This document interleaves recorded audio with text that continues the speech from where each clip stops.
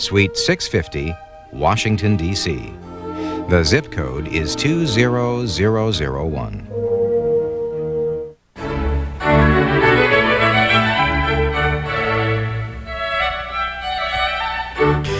Next, it's a panel discussion focusing on the Clinton administration and what the president's foreign policy should include. On Monday evening, the Institute for Policy Studies, the Center for Democracy in the Americas, and the Nation Institute sponsored this event. It featured remarks by Jack O'Dell, International Affairs Director for the National Rainbow Coalition, Holly Burkhalter, Washington Director for Human Rights Watch, and William Leogrand, Government Professor at the American University.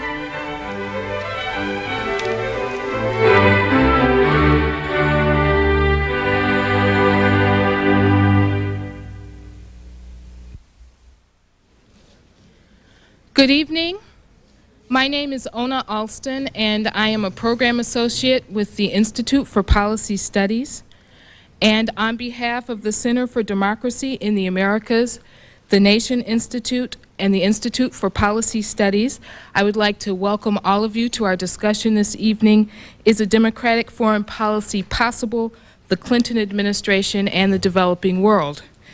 But before I introduce our moderator for this evening, there are a few housekeeping things I'd like to clear up before we begin.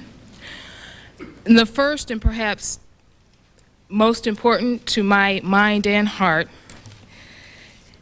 is an opportunity to remind each and every one of you here about the continuing crisis in Haiti and the absence of the legitimately elected government there.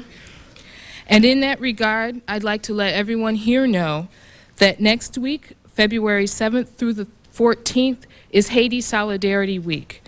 There are a wide range of activities planned for the D.C. area and across the country for that week. Hopefully later on this evening, we'll have an organizer for Haiti Solidarity Week here with us. In the interim, however, I'd like to share a phone number with you to get information about all of the activities that will be occurring, including a major address by President Aristide next Saturday, the 13th. And that phone number is as follows: 301-699-0042. I would also like to take this opportunity to invite everybody that's here this evening to a free reception, which will follow immediately after the program at 9 o'clock in the room just outside the entrance to our right. And finally, I would like to ask that when we reach the question and answer portion of our program this evening, that everyone limit his or her questions or comments to a maximum of 3 minutes in order to ensure maximum participation. With that said, I would like to introduce our moderator for this evening. He writes the Minority Report column for The Nation, the Cultural Elite column for Vanity Fair, and has written a number of books, his most recent, which will be published by Verso in April, For the Sake of Argument. And in 1992, spent a tremendous amount of time in Sarajevo and elsewhere in Bosnia, writing reports for a number of publications. Please welcome Mr. Christopher Hitchens.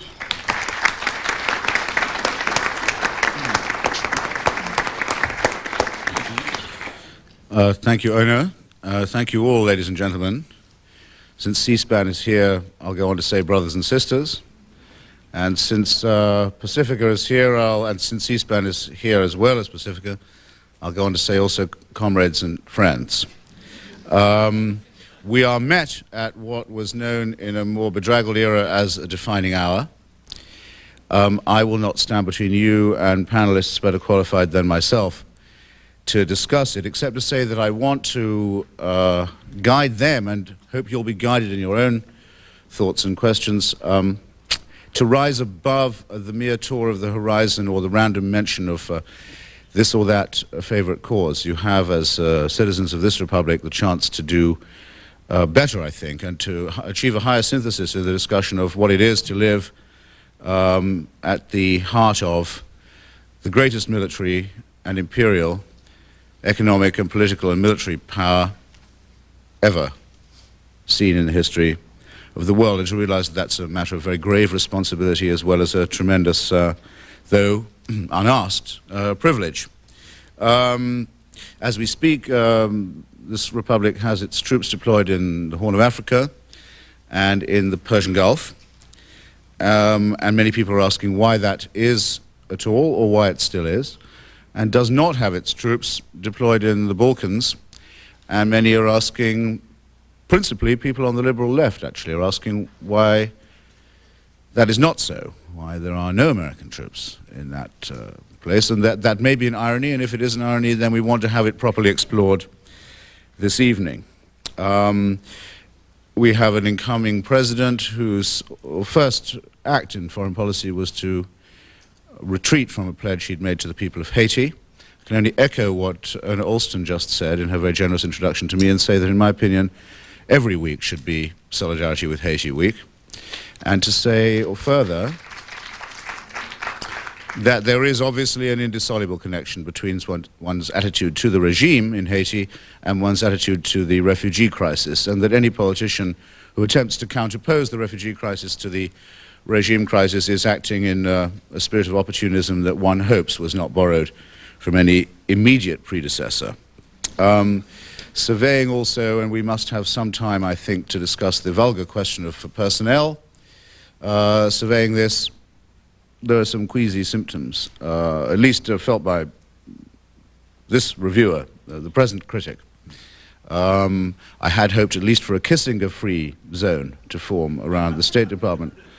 I was not thrilled to see Winston Lord, who even his closest friends refer to as Lord Winston when he's out of the room, put in charge of East Asia policy. It seemed to me that rather compromised the position taken by the incoming administration on human rights for China, among other countries and states. When Les Aspin turned up in the Pentagon, I feel sure he was gratified to find that his picture had already been hung there, had indeed been hanging there since 1981. With what I have learned of the new head of the CIA, I can't claim to be thrilled or delighted. More details upon request. Lloyd Benson, I think, was the first public figure in America to call for a preemptive nuclear strike on anybody. In his case, he can claim that he was young and it was Korea, but nonetheless. In other words, we have much before us. I'm very buoyed up in the thought of a serious discussion by the people I'm about to introduce. I'll take a little time to introduce each of them as they appear before you. I'm going to start with Bill Leogrand and say merely this. Many of you obviously know his work, and many of you will have read his stuff and seen him debating with elegance and intelligence and courage during the bipartisan war that was waged on the people of Central America in the last administration.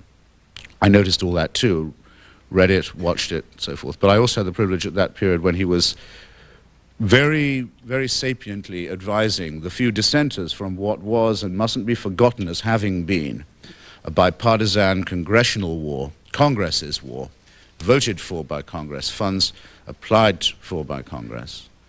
Only then the loopholes filled in by the piratical entrepreneur of, as I say, to complete a long sentence, of talking to Bill privately as he advised some of those in Congress who were thoughtful enough to try and reason a strategy of opposition to an undeclared and a shameful conflict.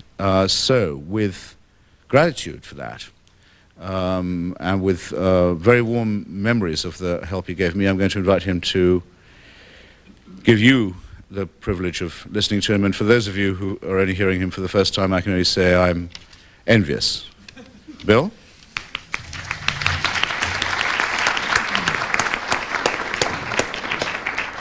Well, thank you.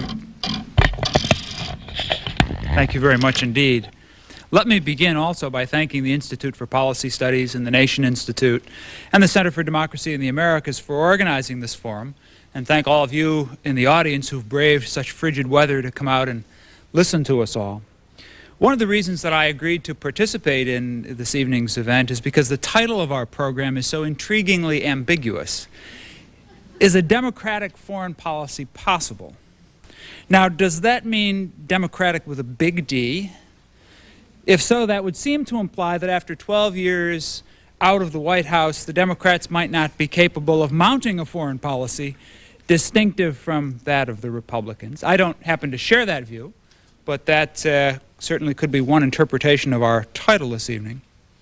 Or alternatively, does the program title mean democratic with a small d, which I suspect is more along the lines of what the organizers had in mind? But then that just opens up other questions.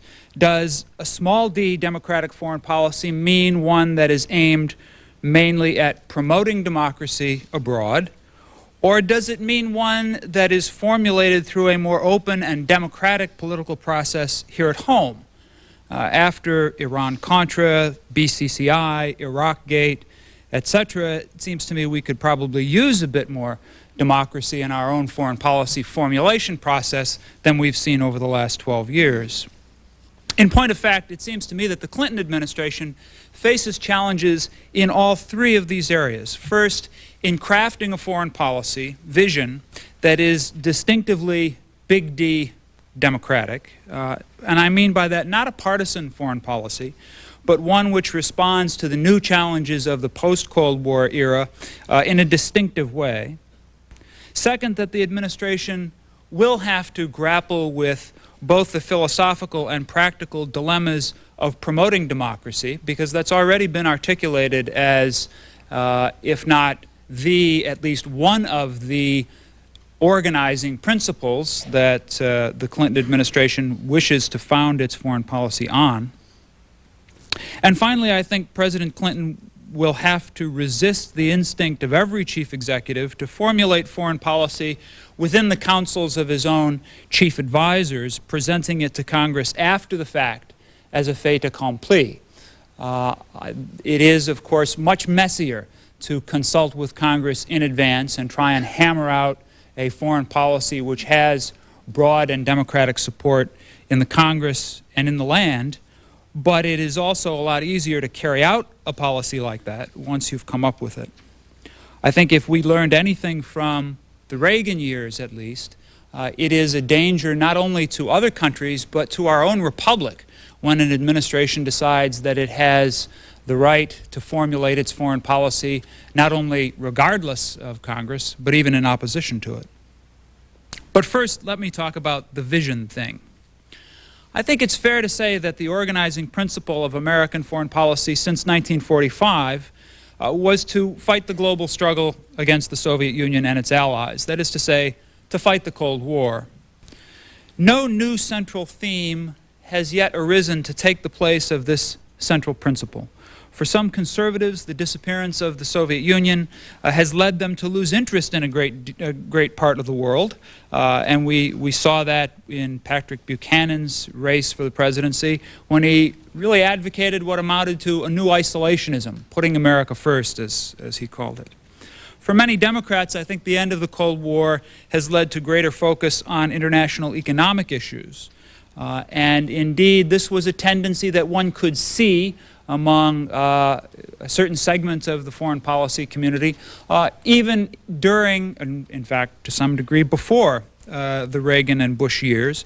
But now with the end of the Cold War, I think has come to full flowering.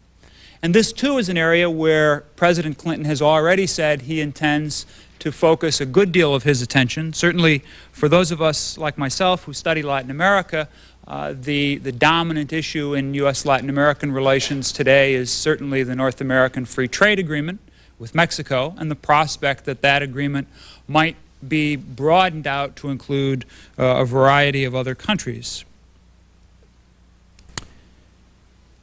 For other Democrats, the end of the Cold War has meant an opportunity to mount a new international campaign, but this time on behalf of democracy. I think it's fair to say that there's really no agreement within the foreign policy community about these principles, no agreement even among Democrats, that's big D, Democrats, about which of these three principles ought to be center stage in our foreign policy in the years ahead.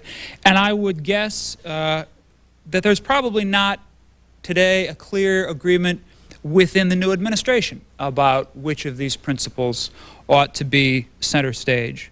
Certainly there are people, I think isolationism obviously is not going to be high on the administration's agenda, but between international economics as a focus of policy and promoting democracy as a focus of policy, I think there will be some tension among senior officials. And I would also point out, of course, that the problems of the budget deficit, the desire of the President to focus on our domestic problems, is not isolationism in itself, but it tends to reinforce the tendency, particularly in the public at large, a significant tendency in the public at large, to not want to pay much attention to the rest of the world, or at least to goodly parts of it. Let me talk a little bit more about the call to make the promotion of democracy a cornerstone of U.S. foreign policy, because it is essentially a call for a moral foreign policy, for a foreign policy that pursues something more noble than the cold calculus of national interest and security inherent in Henry Kissinger's realpolitik or Jeane Kirkpatrick's embrace of moderately authoritarian regimes. And I think here the call to promote democracy is, in this sense, kin to Jimmy Carter's human rights policy. And I must say that in that sense, it has a certain tug on the hearts of many liberal Democrats. But a moral foreign policy, of course, has its dangers. It is, at root, an effort to influence the way in which other societies organize their politics and their affairs. And more than once, of course, the United States has found that such efforts can have unintended and very costly consequences.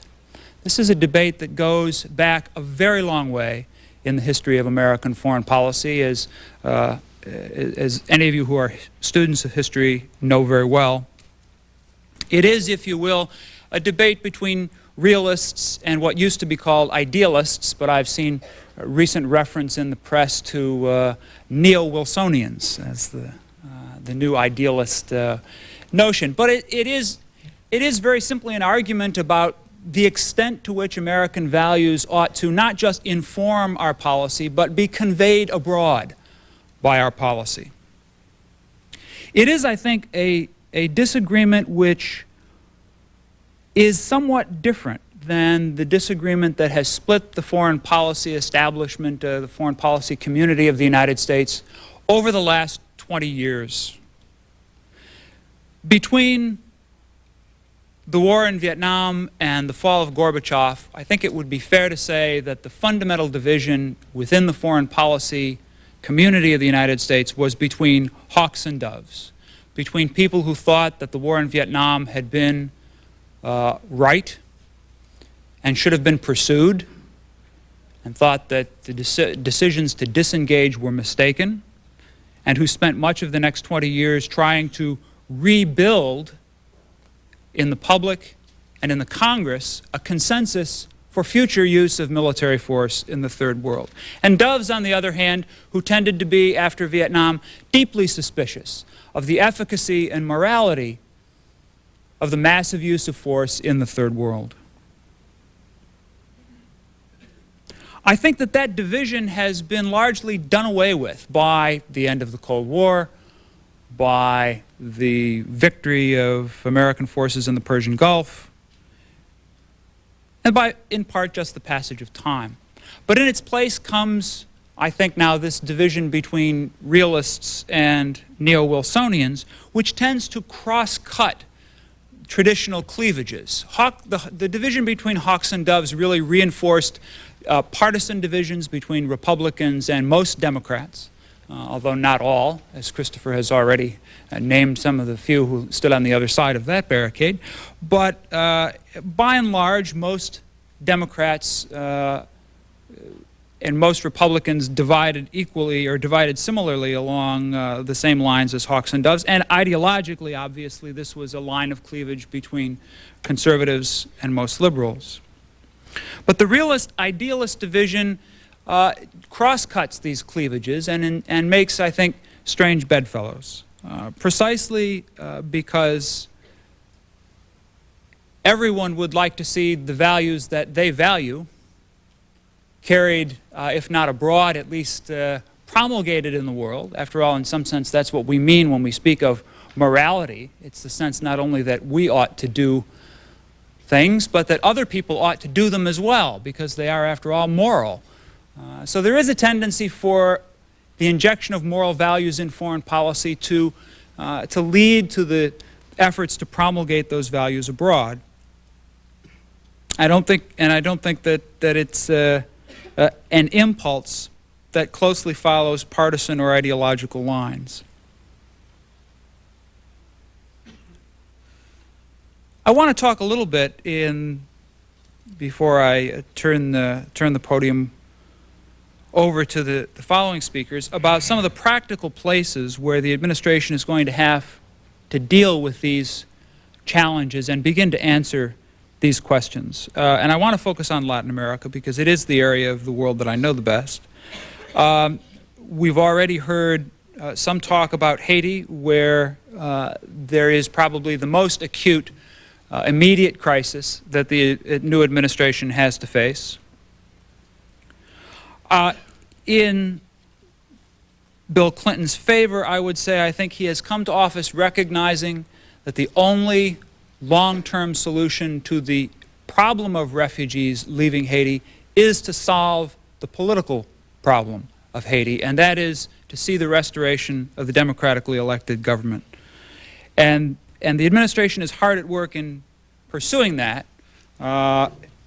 Whether it is successful, I think, and how quickly it can move on that issue ought to be ultimately the yardstick by which we judge the decision to extend George Bush's immigration policy in the short term.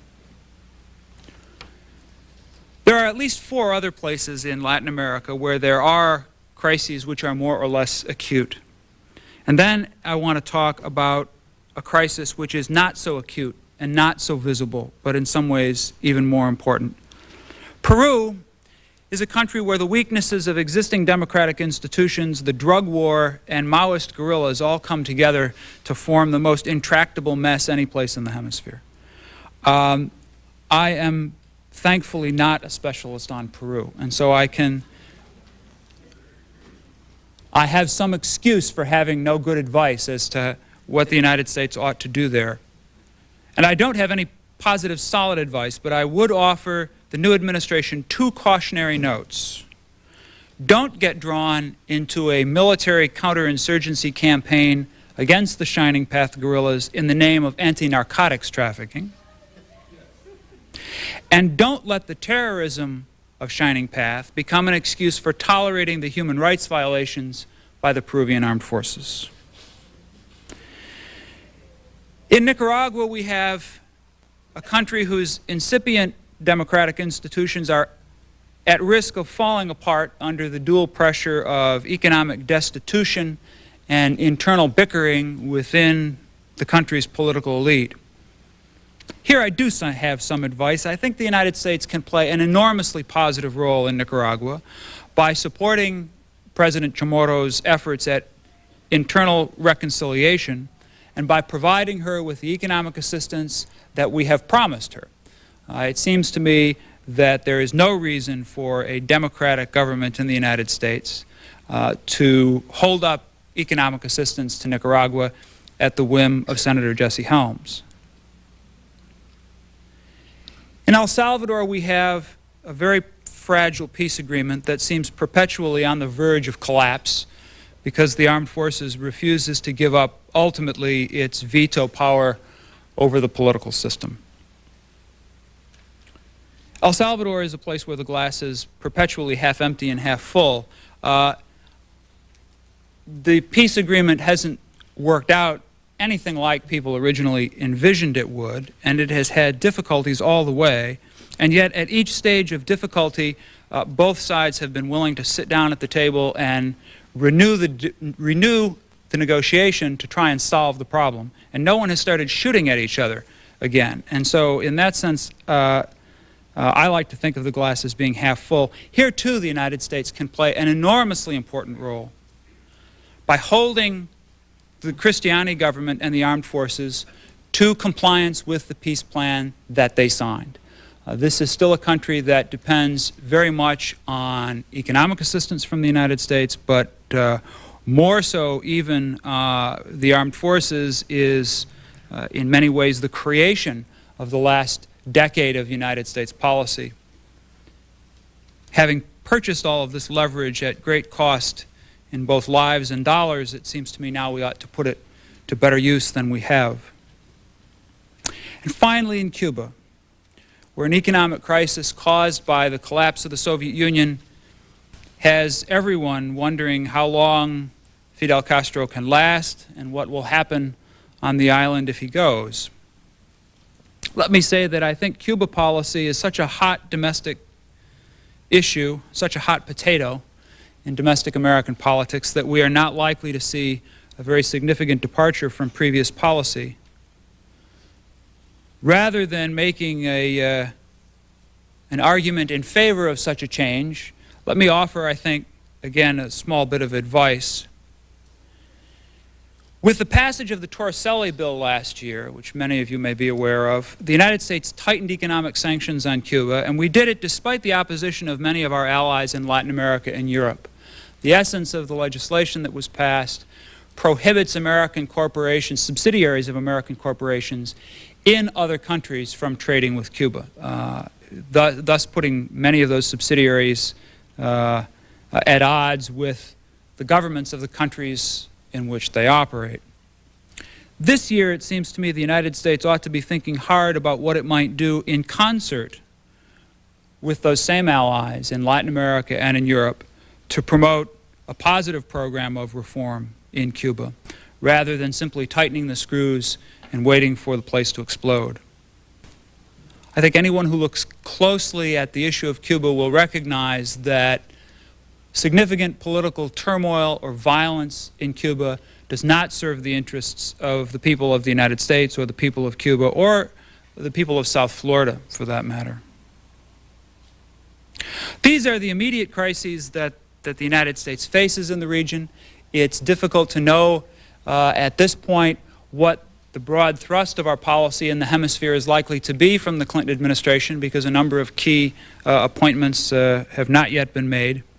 But I do want to say in closing that apart from these very acute crises, which will no doubt consume the time and attention of senior officials over the next months and even years, behind these acute crises there is another crisis which is not so visible, and that's the crisis of slow or no economic growth in many countries in Latin America and in the rest of the third world as well, for that matter.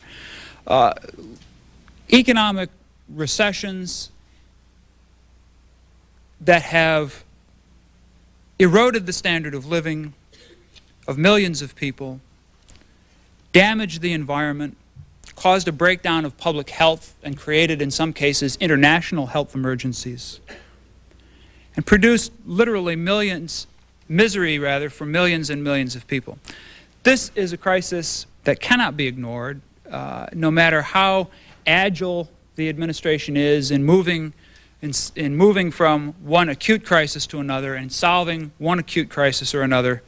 There will always be another crisis on the horizon unless these deeper structural economic problems are addressed. And if the United States wants to promote democracy in Latin America, or anywhere else for that matter, we should not focus only on the remedial actions that we are prepared to take when democratic norms are violated. We must also focus on preventive measures, on policies that improve the life conditions of ordinary people and thereby create the economic climate in which democratic institutions can grow and flourish. When it comes to supporting and promoting democracy, an ounce of prevention is worth a pound of cure. Thank you very much.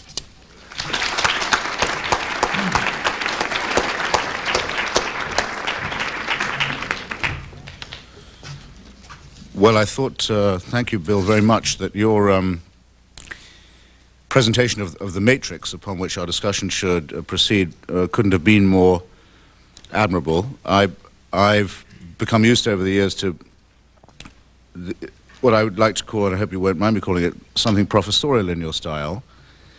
I always like slightly to decode and even occasionally to deconstruct the professorial discourse. And if I heard you right, you were hinting that if the United States wants to promote democracy, it should be a democracy.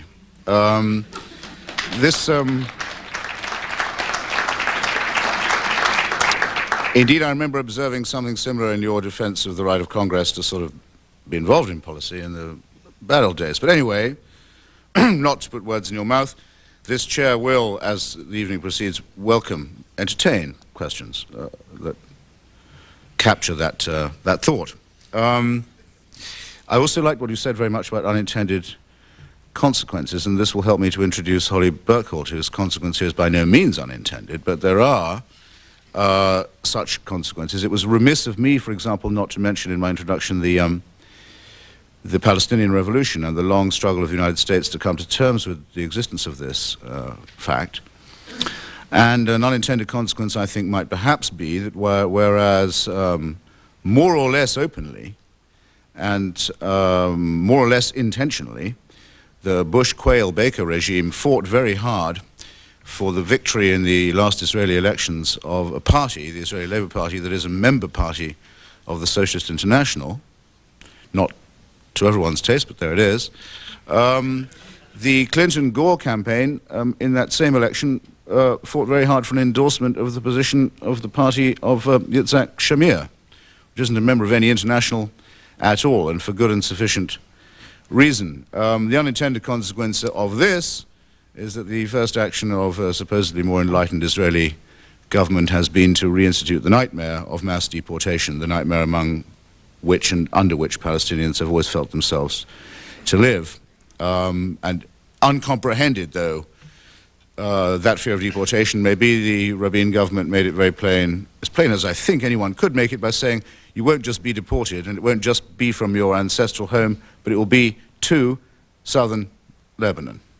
I think, therefore, we see the unintended consequence in action here as the Clinton-Gore campaign confronts the actions of a government that it, in principle, has a fraternity with. Another unintended consequence that's come about recently is this. I can remember when American foreign policy was loudly organized around the idea that there must be free elections in Angola. You probably remember it too. I even remember the person they thought they ought to have win the election. I remember the money raised, the arms sent, the conditions levied upon the newly independent government of Angola, the necessity for expelling Cubans, this and that. Then I remember there was an election, and I remember who won it. And now, I think those who see what the losing side in that election is doing, reverting to tribalism and violence and the open defiance of an electoral verdict, and destroying the remaining provenance of a newly independent African country, may also have cause to reflect on whether that's what they really wanted. When I first started studying the Savimbi phenomenon, I called Holly Burkholdt at the then fairly newly established bit of the Africa section of Human Rights Watch, which has evolved, I think, as the most serious and comprehensive human rights, I hate the word umbrella, because of its association with so many other wrong concepts that are not of the parapluie. But anyway, human rights organizing and thinking collective. And I've never regretted that call. It didn't just help me then, it's helped me innumerable times since. Rather than tell you how I've benefited from Holly's advice and experience in this regard, I will let you benefit from it yourselves. Ladies and gentlemen, Holly, forward.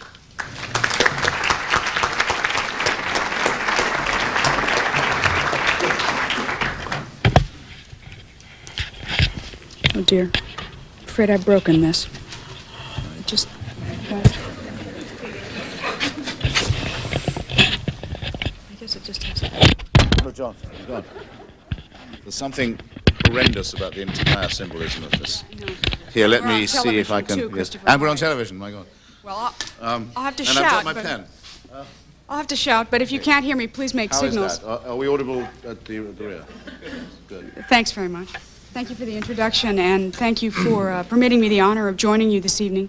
Thank you for coming, and my appreciation to my fellow panelists and to the, various institutes that have planned this evening.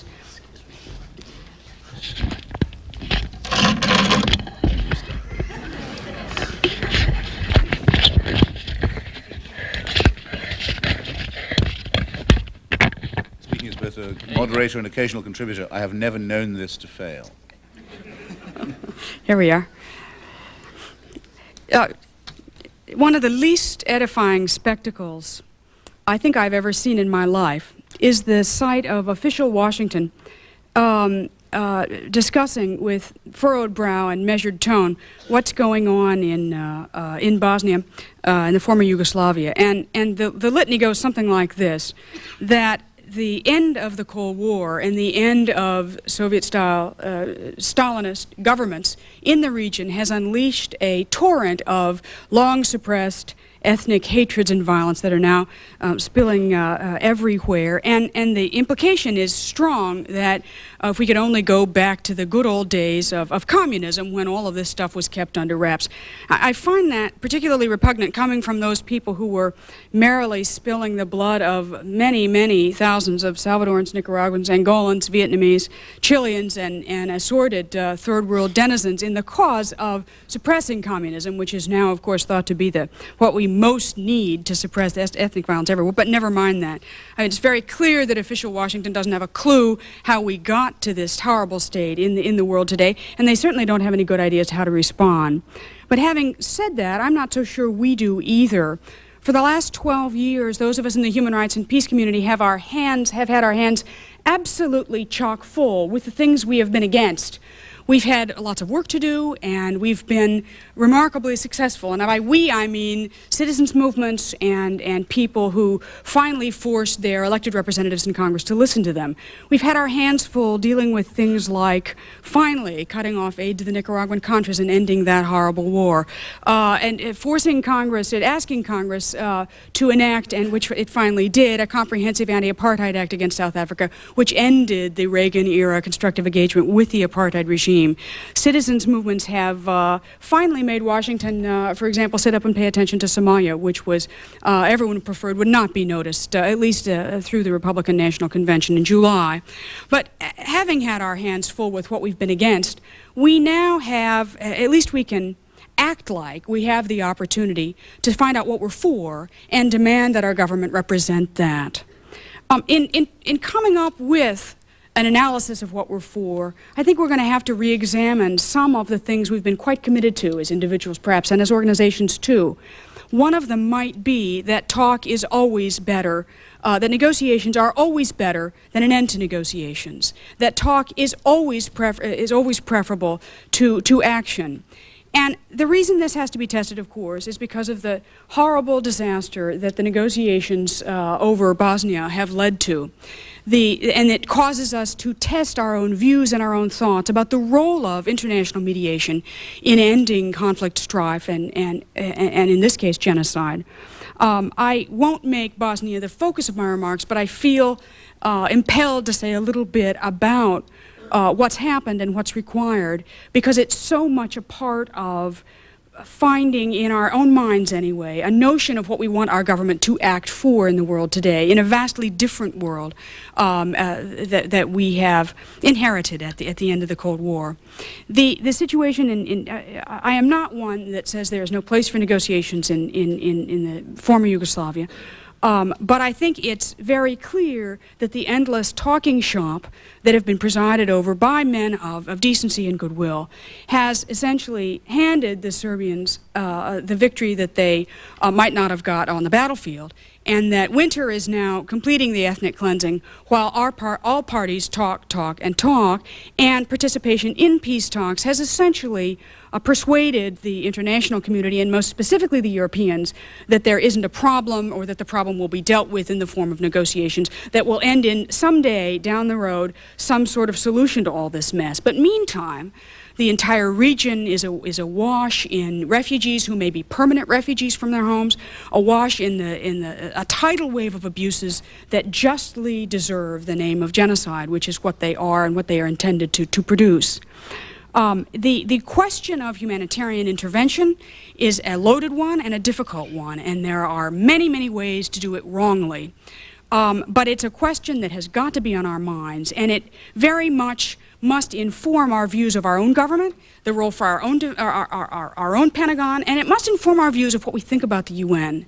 I, for one, think that the UN is our best hope for the future, and I think it's done a ghastly job to date in many areas of the world. Having said that, I hope that partial UN successes in trouble spots like El Salvador and Cambodia could help inform a future UN role and a different UN role in places like former Yugoslavia and Somalia. One way to do it, the humanitarian intervention question, wrong, I think, is to willy-nilly send hundreds of thousands of troops to the region, to draw lines in the sand, to try to separate the combatants, to put in place arbitrary carvings up of the region that have been decided by negotiators. But I think there is a role, and I think it's this one in that conflict, which might be a model for the way we'd like to see the UN act in other places where it will inevitably be called to do so. One is you go back to the bargaining table, you go back to the negotiations, and you put humanitarian and human rights issues not last on the agenda, but first. It is not something that you wait to take care of when you've decided on the grand scheme for a political solution that satisfies all parties, but you put it as number one. You put the participants in the conflict at the table, and the negotiators keep them there with a threat of international sanctions hanging over their heads until they agree to what's number one on the agenda, permitting food and fuel and medicines to get into all beleaguered communities, and to ending the siege of cities, and to ending attacks on civilians by all the parties of the ethnic minorities in their midst. And you hold them to those sacred promises, and then when they violate them, you bring in the United Nations machinery to punish them for those violations. And I'm not going to prescribe what the punishment should be. There's a lot of talk about enforcing the no-fly zone, strategic attacks on weapons batteries, etc. That's not my job as a human rights community to say what the punishment should be. But the UN has reached solemn agreements embodied in many Security Council resolutions, which have unfortunately been absolutely irrelevant to what has continued to go on the ground. And if we want the international body to play the role that was envisioned for it at its creation, and if we want the UN to stand in for the might that was used so terribly by the superpowers, then we'd better insist upon a proper role, and we'd better insist that our own government make such a proper role possible, which means paying up our dues, but it also means calling it as we see it when UN negotiations have failed. It means offering to go in with other nations by way of enforcing UN Security Council resolutions and sanctions. And that means not just in Bosnia but elsewhere. Moving from there, which I think is a topic for lots of questions and a broader discussion, because I know that all of us in the human rights and peace community have ambivalent feelings and worried opinions about humanitarian intervention, whether it's in Bosnia or whether it's in Somalia. But I do think that we have the wit to imagine a way that it could be done right. I happen to have been a supporter of the U.S. intervention in Somalia, which I think has been done wrong. But we can, through conversation with the affected peoples, first and foremost, and with other parties of goodwill, to find ways that the international community can work together to stop the worst atrocities going on in our midst. What exactly do we want the Clinton administration to do? And I can't come up with a complete agenda. We don't have enough time. But I guess I'd start by saying I want President Clinton to make good on some of his campaign promises and to ignore some of the others. He can make good on his promises on China, for example, to in some way or another inject human rights considerations into our trade relationships with China. He promised to do so in the campaign, and we expect him to hold that commitment. Unfortunately, one of the earliest utterances of the presidency-elect, actually, a month or so ago, was to observe that actually China seemed to be getting better in the last couple of months. Apparently, since the U.S. elections, China's improved its human rights. I failed to observe it in my capacity as a human rights monitor, but it struck me that it was the first step in a weasel walk away from a campaign commitment. However, on a brighter note, I would depart from my friend and moderator, Chris Hitchens, and say that I take some heart in the appointment for Asia policy of Ambassador Winston Lord, who is no flaming liberal. He is a lifelong Republican, but in his previous post as U.S. ambassador to China, he cared a great deal about human rights, and when he left the ambassadorship, he emerged as a critic of the Bush administration's policy, and he was strongly pressured not to by the president of his own party, and he did anyway. And he didn't go as far on an activist position towards China as I would, but he was definitely a friend in that cause. And the appointment of Ambassador Lord has sent shockwaves in Beijing, and that's a very good thing. We'll hold him to a high standard, but I think that the appointment itself has already been symbolically significant. We want President Clinton to abide by his campaign commitments on Haiti, and as other panelists have said, it is a very sad moment indeed when among the first things that the President has done is send a message to all of the countries in the world that the United States, which is among the poorer and smaller nations of the world, as we know, cannot take a beleaguered refugee community onto our shores. The signal that sends to little Malawi, for example, which has 1 million Mozambicans in that country, what it sends to Sudan, what it sends to, certainly the signal it sends to Croatia, which is home to over 1 million refugees and displaced people, is horrible. It also says that, that even under a Democratic administration, still under a Democratic administration, we will not abide by international law. The decision on returning Haitians without a hearing is not just a violation of commitment, it's not just immoral, it's flatly illegal. And it's so too bad to see that. Among the first acts has been to thumb the nose at the whole body of international human rights law, which is one of the greatest achievements of the 20th century. Thus, we would like to see him hold to his commitment on Haiti, and I have lots of suggestions on how he could do so, which we can get at during questions. Obviously, I want the President to depart from his campaign commitments on Israel. It was really too bad that the Democrats' Democratic policy couldn't even come up to mid-shin of what the Bush administration has done in this area over the last couple of years. The Republicans have been much more outspoken about abuses and have, for the first time in my experience in the human rights field, have been willing to actually hold back some promised U.S. assistance to the Israeli to protest the illegal policy of settlements in the West Bank. President-elect Clinton criticized that very harshly during the campaign, and it is not a good sign. I have hopes that once in the saddle, the foreign policy bureaucracy, which knows a loser when it sees it, will have some modulating influence on the administration. But this is one campaign pledge that needs to be reconsidered and revisited.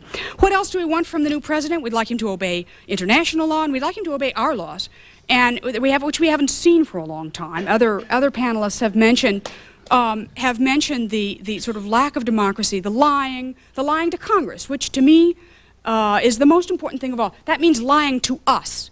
That you go to jail for that, or you should go to jail for that. And we're all for really vigorous enforcement of violations. As a matter of fact, President Clinton himself has personally murdered people for violations of the law. One remembers that as governor of the state, he put people to their death in the electric chair for violations of the law. But when one gets into very high office and violates the law, then they don't, not only do they, certainly they are not electrocuted, nor should they be, but they don't do not a day's worth of time in jail. And I think all of us would have been really pleased and edified to have seen at least Elliot Abrams wear some stripes for a certain period of time. But speaking a little more specifically, I don't think it goes without saying that we have. The law of the land has been for quite some time. My former boss, Tom Harkin, was the author of this law, that the United States is not to provide assistance, economic and military assistance, to egregious abusers of human rights. And you'd never know it was the law of the land when you look over the terrain of the last 12 years. But it is the law. It is still the law. Black words on white paper mean what they say, and we should insist that they be followed. I think we are going to see, and we've already seen, a certain disengagement from the really unsavory beneficiaries of our previous largesse, Mobutu Sese Seko and Zaire being the richest of them, and unfortunately, one of the longest lived. But it's not over. That era of providing large amounts of military and economic assistance to the world's biggest thugs and robbers and thieves and torturers is not necessarily over, and that's law. That is our law. We own it. It belongs to us, and we should see that it's enforced. Finally, I think there is a a whole world of opportunity in the area of injecting concern for international worker rights in our trade relationships all over the world. The concept of a social charter in the context of negotiating new trade relationships is hardly a novel one. The Europeans have been doing it for years in their own dealings with one another and with the third world. But if you make such a suggestion in this town, it's as if you've suddenly proposed that one mate outside one's species. It is so alien to our concept of what constitutes trade. And it is also worth noting here that we have a law that says that protection of it, that violation of international worker rights should be considered an unfair trade practice.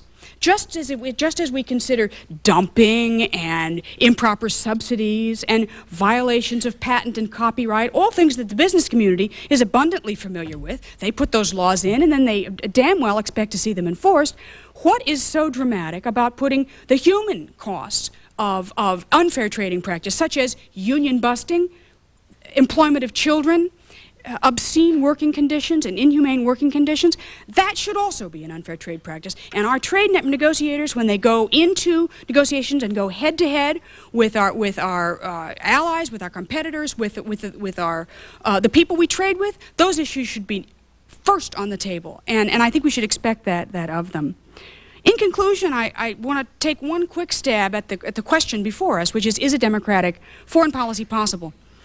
And I wasn't very optimistic until Zoe Baird and the spectacle of the American people roaring really loudly on the notion that privileged people do not get to break the law. That's not all right with us. On the notion that there is a population here that is very often silent. They heard, they saw it, they didn't like it.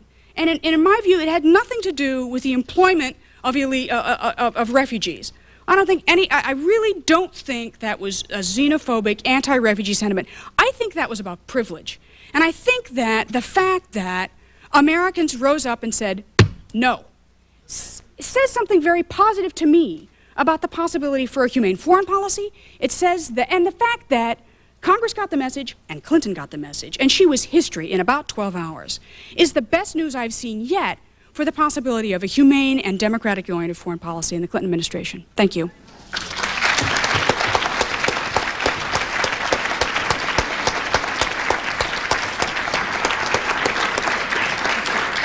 Well, I told you she was terrific, and I would add to that, now you've actually seen the performance. You notice she can mention electrocution in one sentence and Elliot Abrams in the next, and still make it deniable and still keep you guessing. That's a skill that doesn't come, just from... Also that, and I commend this to everybody, that she only says finally and in conclusion once each, okay?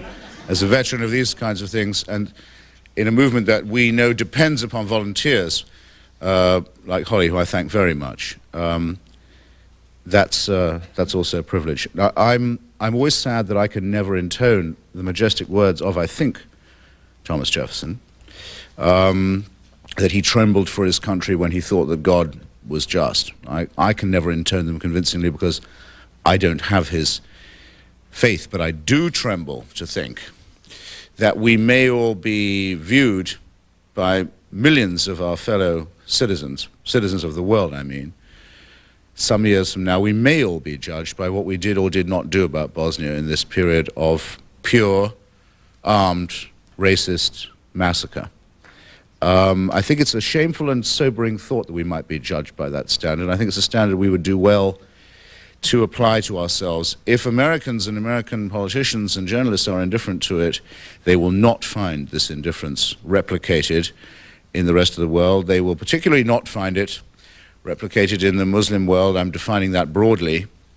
I mean, as broadly as, shall we say, Egypt, Turkey, and Iran and beyond, where what is happening is clearly and painfully understood and is used, I think, sometimes demagogically, but nonetheless truthfully and authentically as the illustration of what is meant by the double standard of Kuwait. I would intrude, by the way, to anyone here who takes a fundamentalist view of that I think this double standard is itself misleading. I'll mention a favorite subject of my own and say that I personally watched the forcible removal in 1974, 75, and 76 of every Greek-speaking person from the northern tier of Cyprus by the Turkish army. Another action, by the way, fully underwritten, financed, and supported by the United States government and Congress, but nonetheless, a tryout on cleansing that remains to this day unredeemed. I think we have to take a non-sectarian attitude to cleansing. In fact, I don't think we could do better than take the Bosnian attitude to it. The Bosnian Declaration of Independence describes the Republic of Bosnia-Herzegovina as a state for equal rights for all Muslims, all Serbs, all Croats, and all Jewish and Albanian minorities. I think that should be our standard in foreign policy. Internationalism, in other words, is our cry. And Jack, who I was just about to say was a great internationalist, has left me to do some sort of Victor Borge act here. Let me see how much I can free associate on the internationalist question. I think, well, I will just say for Jack, I'll say what I was going to say about him, and if anyone has a, just in case anyone doesn't know who he is, I was a little depressed, perhaps because it made me feel older, when discussion of the recent film biography of Malcolm X counterposed the militancy of Malcolm X, Malcolm Little, and the relative moderation of the movement led by Dr. Martin Luther King. Perhaps it says something about my age. I don't remember it as being all that moderate a movement. What I remember particularly about the movement led and founded by Dr. King was that it took the crucial step, a step it was urged by many black leaders to avoid, which was to connect the struggle for civil rights to the struggle against the war in Vietnam, and to move, by taking that decision, into a zone of extreme hazard politically, and one of extreme courage in those who led it. It's a source of pride to us that we have with us this evening someone who was involved in those decisions and involved in the courageous side of taking them, and that's Jack O'Dell. He came to my attention a little earlier when one of the very few, I think not the only, but one of the few hereditary columnists at the Washington Post, Lally Weymouth, was writing a piece about the dangers of the Rainbow Coalition. And she said, well, one of the things that made it very, very clear that the Reverend Jackson's movement was extremely dangerous and subversive was the presence of Jack O'Dell in its leading councils. And I remember thinking, I must seek this guy out. And I'm very glad indeed that I did. And Jack, we will spare your blushes. That was by way of introducing you as a staunch internationalist, fighter for civil rights, and recognizer of the connection between international order and law and the rights of all Americans, in which you've distinguished yourself so much. So, approach, if you will, this platform which is now yours. Jack, well done. Oh, boy. Thank you.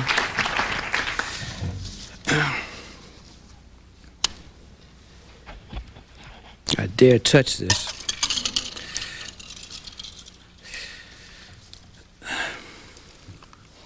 I'm very happy to be here this evening and to share this event with all of my panelists.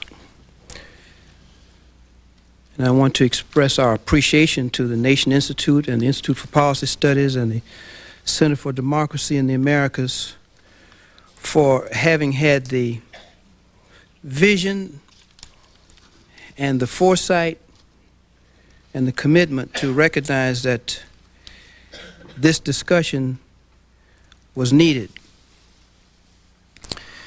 This is a period of high hopes and expectations. Many of us witnessed the inaugural events, and we saw the projection of ideas and feelings, and we have a sense of the people's hopes riding high in this period, because it is the people of our country that in the November elections, history may record, pulled our nation back from the brink Despite limited choices offered by the two-party system, the popular will for change was registered unmistakably. Over 100 million people went to the polls to cast their ballot, reversing a 30-year trend of decline in presidential elections. And these voters insisted upon changes in the domestic crisis in our country. They insisted that the real problems of our society be discussed, debated by the presidential candidates. They rejected mudslinging and other irrelevant discussions. And as a result, all of us benefited from what we might say the threshold of denial that was lowered during these presidential election season. And they unelected George Bush and repudiated the Reagan-Bush era in our national life. But they did more than this. They turned to new leadership for a new agenda. They elected twice as many women candidates to the Senate and House. They doubled the numbers of the Congressional Black Caucus who were elected and the Latino caucus. They elected a solid block of progressives that they expect to carry a progressive agenda. And so in discussing tonight, is a democratic foreign policy possible, one point of reference for us is a recognition that these elections were a setback and a defeat for the most racist, most militarist sections of the military-industrial complex. In this expression of the popular will for change, the people of our country created space for the struggle for a new agenda of national priorities, for jobs and health care and the restoration of the public school system, and other urgent needs to overcome years of neglect. Is a democratic foreign policy possible? Our peace and justice movement has historically been a vehicle for demystifying foreign policy. It starts with a recognition that we come up in a political culture in which domestic and foreign policy are viewed as separate concerns, and people are encouraged to get involved perhaps in so-called domestic issues, but foreign policy, that's to be left to the experts. But our movement has developed its own experts to compete for the public mind, and I believe that the results of the recent election in the opening up of the process of change is in effect the results of this years of activity that our movement put into educating and organizing a movement for change. Martin Luther King was one of the pioneers in this effort of demystifying foreign policy. And many of you will recall, as I do, the Riverside Church speech that he delivered in April the 4th, 1967. And among the things he called attention to in that speech was his observation that any nation that continues year after year to spend more money on military defense and on programs of social uplift is a nation approaching spiritual death.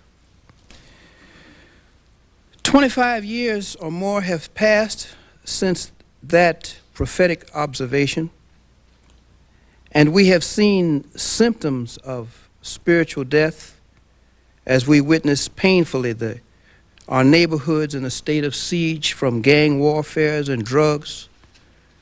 We have painfully observed the conditions of the homeless, the result of neglect of affordable housing.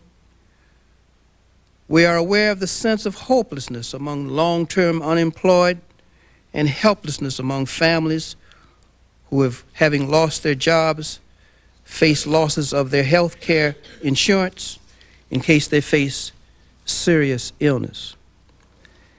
And so demystifying foreign policy has been one of the critical questions for our movement.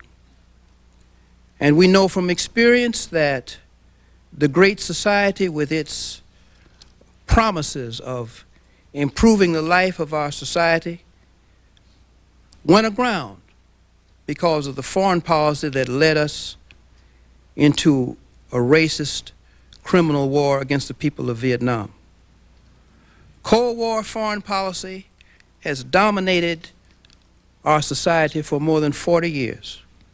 We are feeling the effects of the results of scientists being deployed to work on military production. 2/3 of all the research and development money spent by the federal government over 2 decades has gone for military research.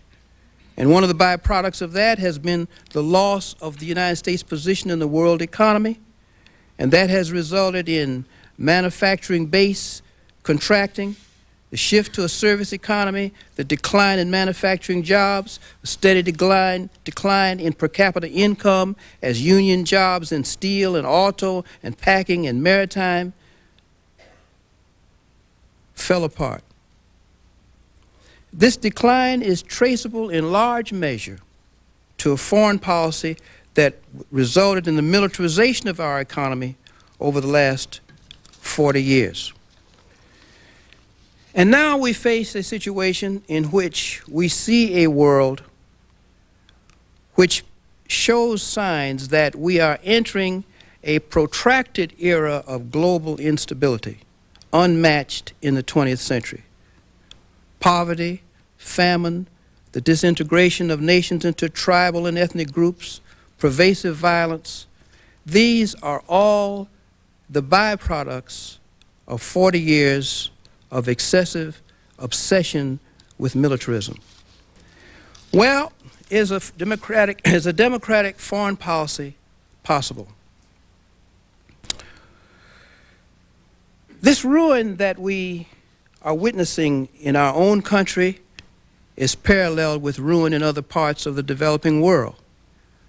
The foreign policy our nation has pursued during this era of the Cold War has seen us support Liberia, Samuel Doe, and the decimation of that country. In Cambodia, supporting Pol Pot. In Haiti, Duvalier. In Somalia, Siad Barre. It's a long litany of ills and grievances that gives us today a universal situation of de-development and pain and suffering. And we've seen a human rights double standard in our foreign policy in relation to witnessing the expulsion of hundreds of Palestinians in Israel's military occupation and the unconscionable destruction of Vietnam. At another time of crisis in our national history, Abraham Lincoln said, "We cannot escape history." And I think those words ring for us today. We cannot escape the experience of ruin within our own country as our foreign policy spreads ruin around the developing world. Our nation is being de-developed by the same forces of the military-industrial complex. Is a democratic foreign policy possible? It is clear that it is a necessity if we are to avoid the national tragedy of physical decomposition and spiritual death.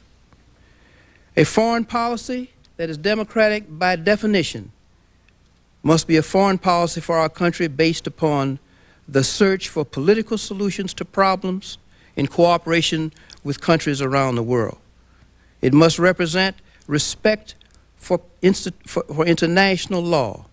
It must be a foreign policy that sets a standard that is unassailable in its upholding of human rights.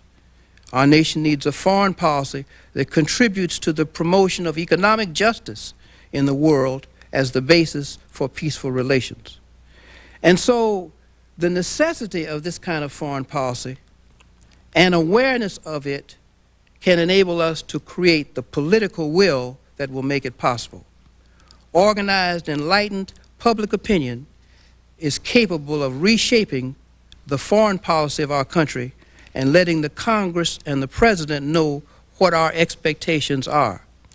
We must move from being simply a protest movement to one with a vision that understands what is needed and tells our government what is needed and makes it imperative that the government carries that out.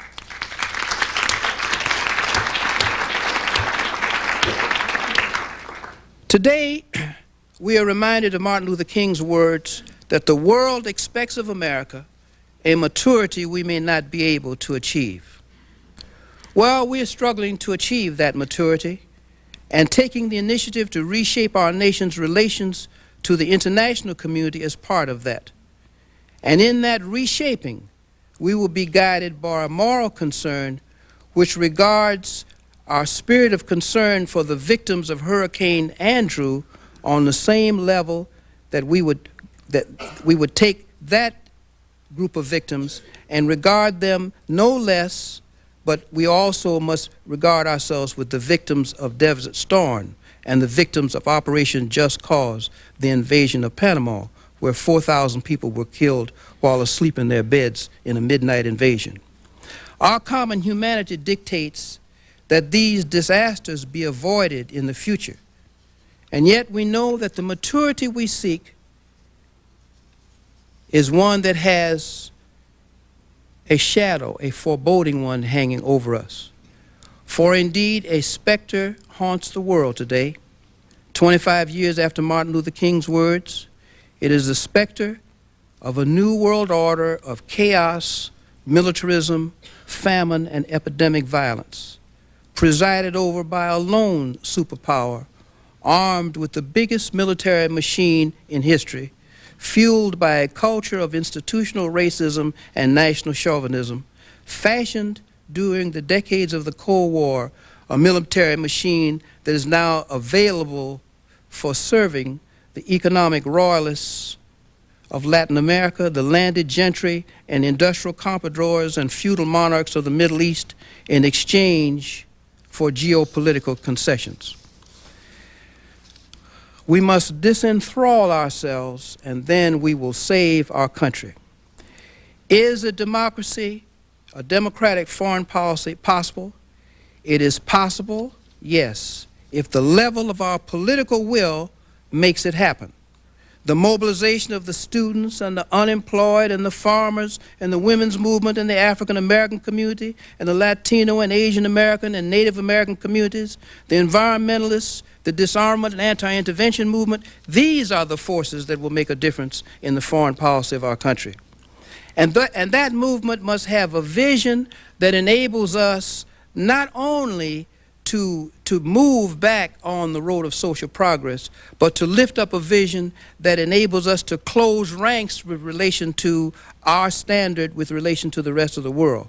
For the industrialized world, we have fallen behind in health care and paid vacations by law and family leave and unemployment compensation and universal pension coverage. Instead of being number one, we have fallen far behind during these years of the Cold War. And so there is a great agenda that we face that will enable us to restore our country to the norms of industrial progressive civilization. And yet this movement that we speak of that must emerge is now armed also with the emerging science of peace and conflict resolution. In these closing years of the 20th century, the summation of experience that has been created by the people in El Salvador and South Africa and the Philippines and other areas of the developing world, and the science of peace that indeed we are involved in right here with the struggle to dismantle the military-industrial complex. Here on our North American continent, the movement that is developing between the three countries, Mexico, Canada, and the United States, to defeat NAFTA, yes, but to move on to an economic community of cooperation while health care and housing and environmental standards are maintained. The science of peace is linked inseparably today with the science of human progress. And so this is a hopeful period, but also one in which we must reinforce our determination. And I'm reminded of Maya Angelou's poem, her inaugural poem, in which a message to all of us is sent when she says, "Lift up your eyes upon this day breaking for you. Give birth again to the dream. Lift up your face. You have a piercing need for this bright morning dawning for you. History, despite its wrenching pain, cannot be unlived, but if faced with courage, need not be lived again." Thank you.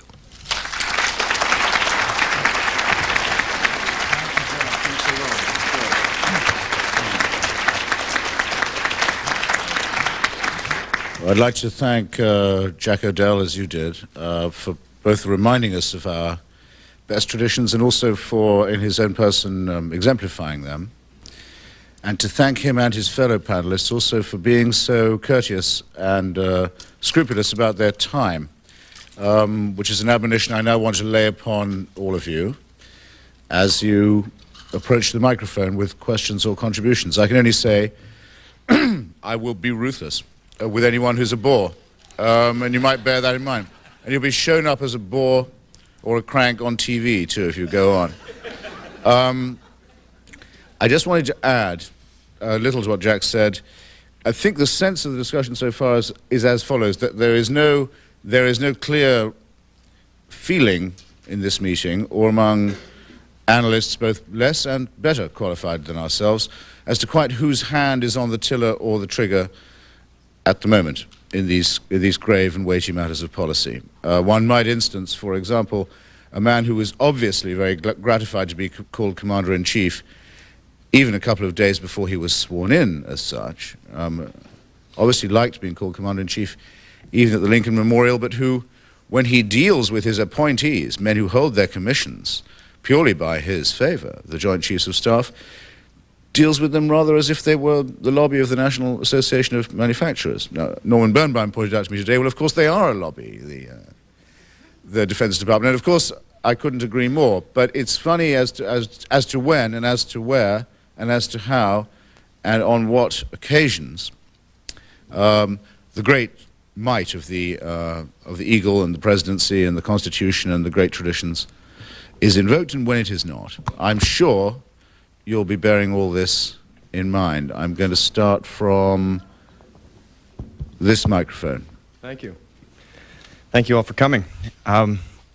We have seen in the last year, I think, an unprecedented emergence of citizen activism in a new form, in a form of in-your-face politics. A lot of campaigns, particularly involving young people, taking their message to the politicians far more forcefully than has conventionally been done simply through phone calling and letter writing. The peace and human rights community is also an activistic community. And I'm wondering what each of you, in your expertise, see a need for in terms of bringing this new activism to bear on these questions when we are not faced with the immediate call for, say, something on the scale of a full-scale Gulf War protest. What else can we do to advocate a proactive agenda? Well, I hope everyone will have that question in mind as they think and contribute. And I'll recognize the gentleman at this microphone. Yeah, I'd like to talk about uncertainty and confusion, which I know as a longtime activist in anti-war and anti-intervention movements, I've been feeling the last year or two. For a long time, from the Vietnam War on, I felt quite certain about what my goals were in terms of foreign policy. Stop the war in Vietnam, stop aid to the Contras, and so on. And now I find myself much less certain of what's right and where we want to be going. In particular, I'd like the panelists to address the national question, which I think is one of the most complicated and difficult and tricky questions. I mean, it comes up very strongly in the case of Bosnia. It comes up in the case of the Soviet Union, the former Soviet Union, which is splintering. In my mind, it may be unrealistic for us to assume that various national boundaries which have been drawn over the last few decades, such as those in Czechoslovakia or those in what were considered hardly more than provinces in Yugoslavia to be permanent boundaries, and that people shall live forever within those boundaries. And I would, it may very well be, for example, that the Czechs and Slovaks are more of a model for how the various nations of the world may conduct themselves, rather than the Serbs and Croats, who are apparently holding on to national identities and national territories. I think that we're about to be able to move to replies from the panel, but before we do that, I want to recognize Joanne Landy, who's standing just behind you. I'm going to break with a strict alternation. Excuse me, sir. Just as a whim, really, because you may not know this, but I know that Joanne, who chairs the Campaign for Peace and Democracy, originally the Campaign for Peace and Democracy East and West, was one of the crucial organizers of the idea that there should be a cross-border relationship between human rights and political action and democracy, and sustained this idea very brilliantly during the period of the Cold War, helping to bring into contact activists in both Warsaw Pact and NATO countries, and is still carrying the banner of citizen action and, I'm embarrassing you, and internationalism in this even more trying time.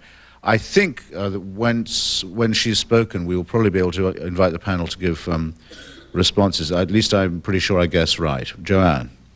Well, thanks. I think that Holly and Jack O'Dell were quite right in pointing us in the direction of thinking about what are we for and not just what are we against. And I think it was a mistaken luxury on our part to think during all those years of Bush-Reagan that we could get away with just reacting, because now we're paying the price of not really being prepared as this new agenda, as this new administration comes in, to say in a coherent way what we're for. I'd like to focus on one question, which is the question of intervention, because it's right in front of us now every place we look. And I would just like to say that I don't think there's going to be any happy resolution to this problem of what do you do when some egregious massacre or violation of human rights happens around the world. You're not going to be able to deal with this in any happy way until we manage to carry out a fundamental democratization of global security and economic institutions. Now that sounds like a tall order. You say, well, wait, what do you expect this guy Clinton to do? Well, I actually don't expect him to do that, unfortunately, but I think our job is to make it very clear that that's what we think is involved, because if you don't, I'll just take the question of the UN right now, which is everyone's panacea to the horrible history of U.S. unilateralism. Look at the United Nations. Look who really counts there. The Security Council, that's who counts there, and the people who run it are the strong powers that emerged after World War II, and the modernizers say, let's deal with that by adding Japan and Germany, the new real powers. Well, what about the rest of the world? What about, why should people respect the intervention, even for noble purposes, of people whose deep purposes are to perpetuate unequal relations of power and wealth in the world? Okay, I would only also suggest that this same criterion has to be, and same approach has to be taken up with the global economic order as well. Who controls the IMF? Who controls the World Bank? Well, we know who controls it, and it's not the people who can be trusted to carry out these decisions. Now, I think the question of how do we do that, I don't have a formula for it, but I think the approach is the same thing that Christopher referred to about what at least my organization worked towards during the Cold War, which is to strengthen civic movements, grassroots movements around the world, which have as their real interest, not just instrumental interest, but their real interest, the promotion of equality and human rights. And I think it's through strengthening those movements in each country that we have hope of transforming the global institutions, which right now cannot be trusted, even though I might, under certain circumstances, backed into a corner, be for some kind of limited intervention here or there. But we're going to get ourselves deeper and deeper into it until we tackle this harder task of global transformation. Good, John. Thank you very much. I hope Joanne has brought copies of Peace and Democracy News to distribute. If you get a chance to get one off her, you should. If you don't, you should make an arrangement to get it in the mail. Now, I think I'm going to invite the panel now to see if they have responses. And I'm going to try and phrase a question that I hope summarizes some of the feeling of the meeting. It's an old principle of debate, Holly, gentlemen, that one doesn't make the best the enemy of the good, and that because one can't do everything, one therefore doesn't say one can do nothing. I wonder if any of you have thought of a positive use for American power or a positive inhibition against the use of it arising out of our discussions this evening, and whether you'd specify what that would be.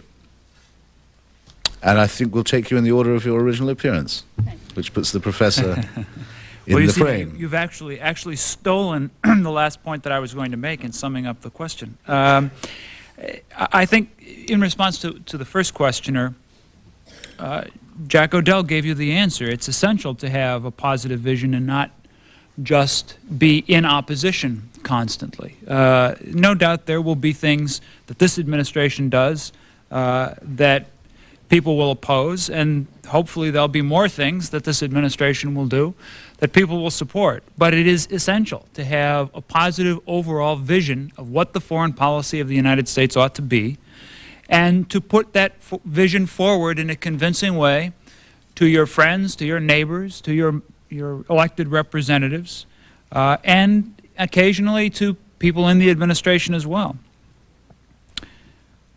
I think this issue of intervention is a very difficult one indeed, and I think Christopher puts the question exactly right. Are there times when the use of force abroad is justified? What are those times? And what kinds of safeguards have to be involved in them to prevent self-interested intervention masquerading as something else? There is, of course, these days much talk of humanitarian intervention based on the Somalia example.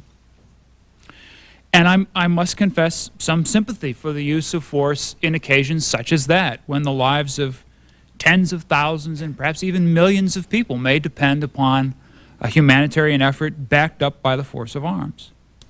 But on the other hand, I'm also, being a Latin Americanist, very well aware that lots of our interventions in Latin America at the turn of the century were dressed up in very nice clothes and very nice rhetoric about democracy and building health care and educational systems in Latin American countries, which in fact we did, although we made a mess of their politics in the process of doing it. I think that the answer to the question about nationalities and nationalism in some ways involves the same kind of basic principles that one has to look at whenever you talk about resolving political conflict, whether it's based on nationalism or ideology or anything else, and that is that conflicts ought to be resolved without the use of force.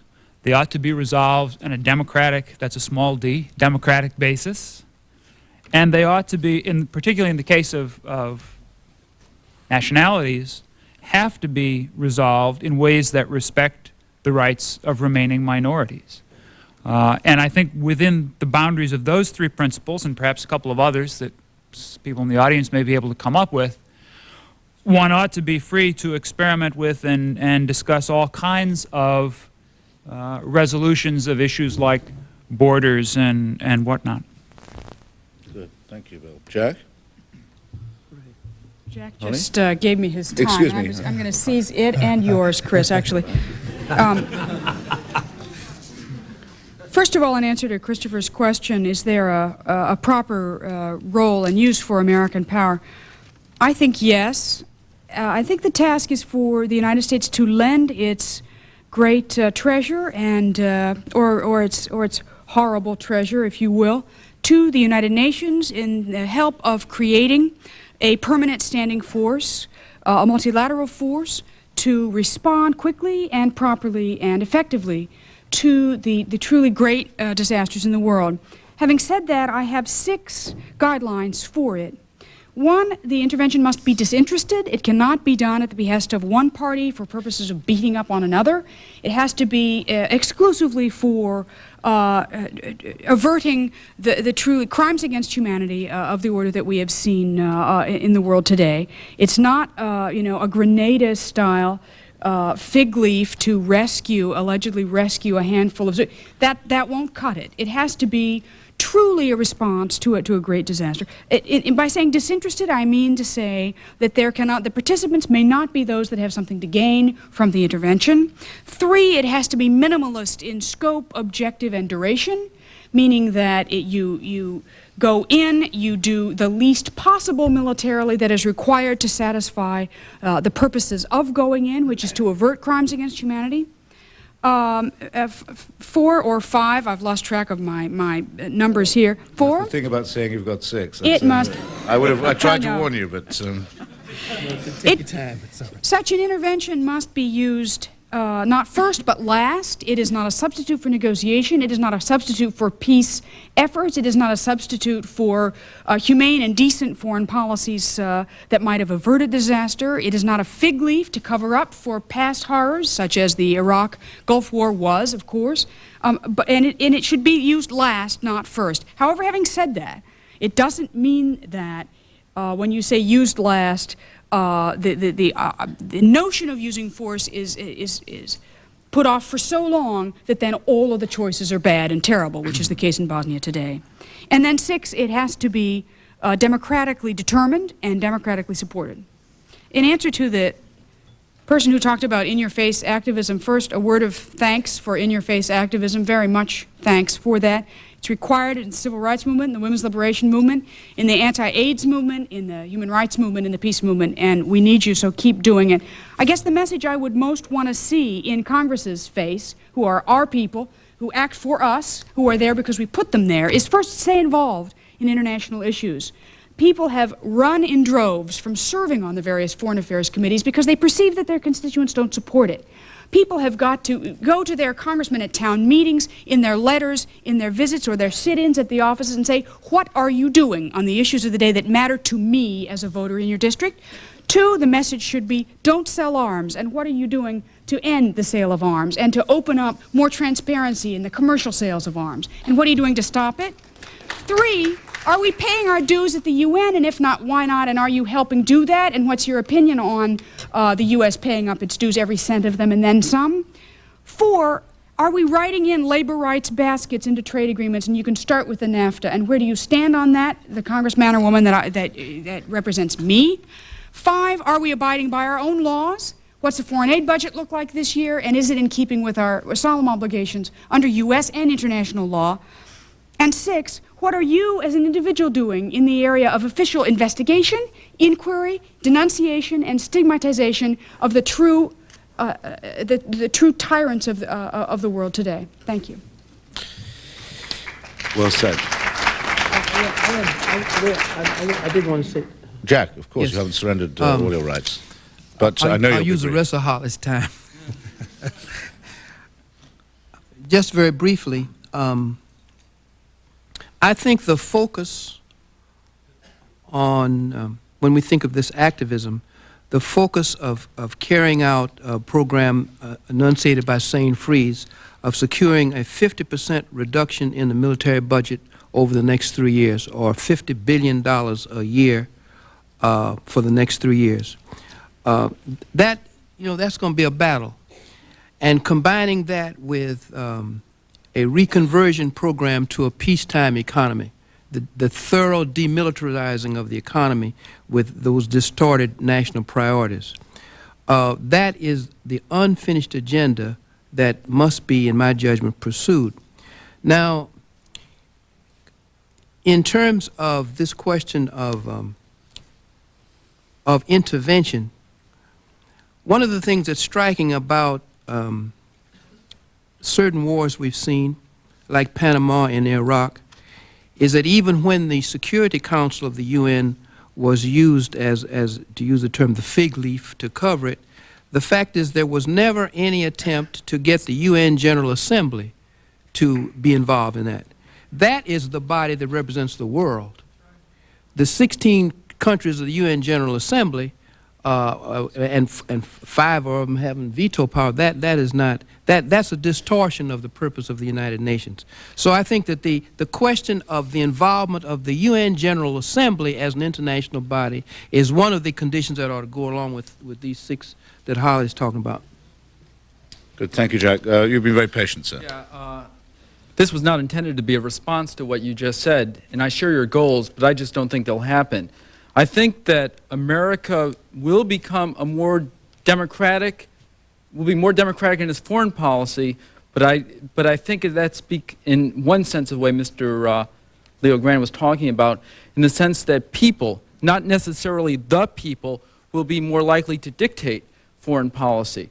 And I think the people, and I won't use the again, but the people who will be dictating it will be the people who support Ross Perot, who want to take this, quote, country back for the people, whatever. I think that's what happened in Zoe Baird, and quite frankly, what happened in Zoe Baird happened right soon thereafter with against gay rights in the military. It's the same people who called in, and it's also the same people, sadly, who are going to be against any type of our paying dues in the UN. Not wishing to be the sort of chairman of the National Town Meeting that I suspect Ross Perot wanted himself to be, I will refrain from comment and invite the next contributor.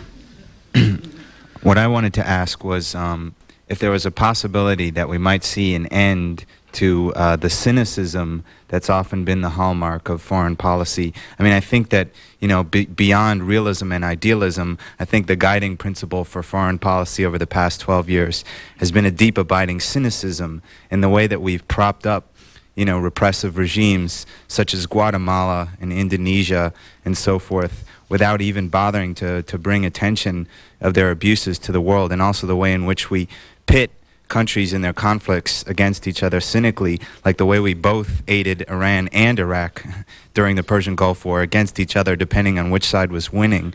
What I'm wondering from the panelists is there a possibility that American foreign policy can move beyond cynicism toward real guiding principles?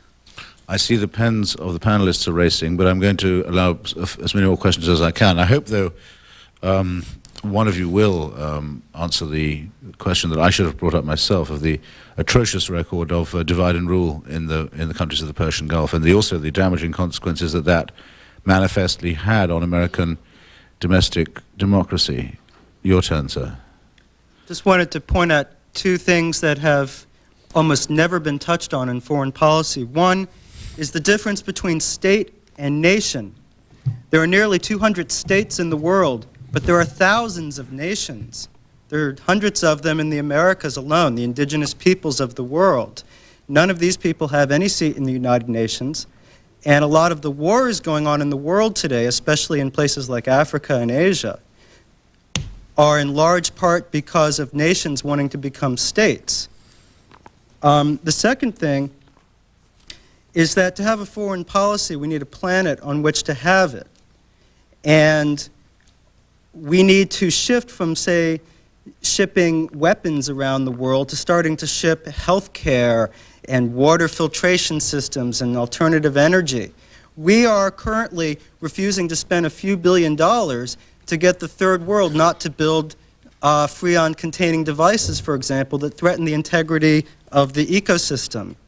A small percentage of the worldwide military budget could fund all the preventive health care you could want, stop deforestation, stop desertification, educate women, literacy programs, everything that everyone would ever want, and we'd still have a lot of money left over.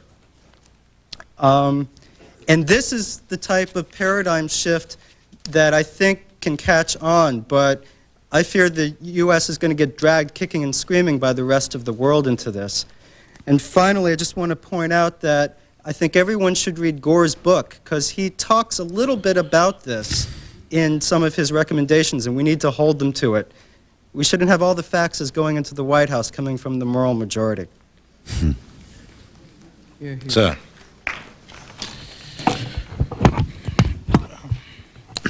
Well, recently the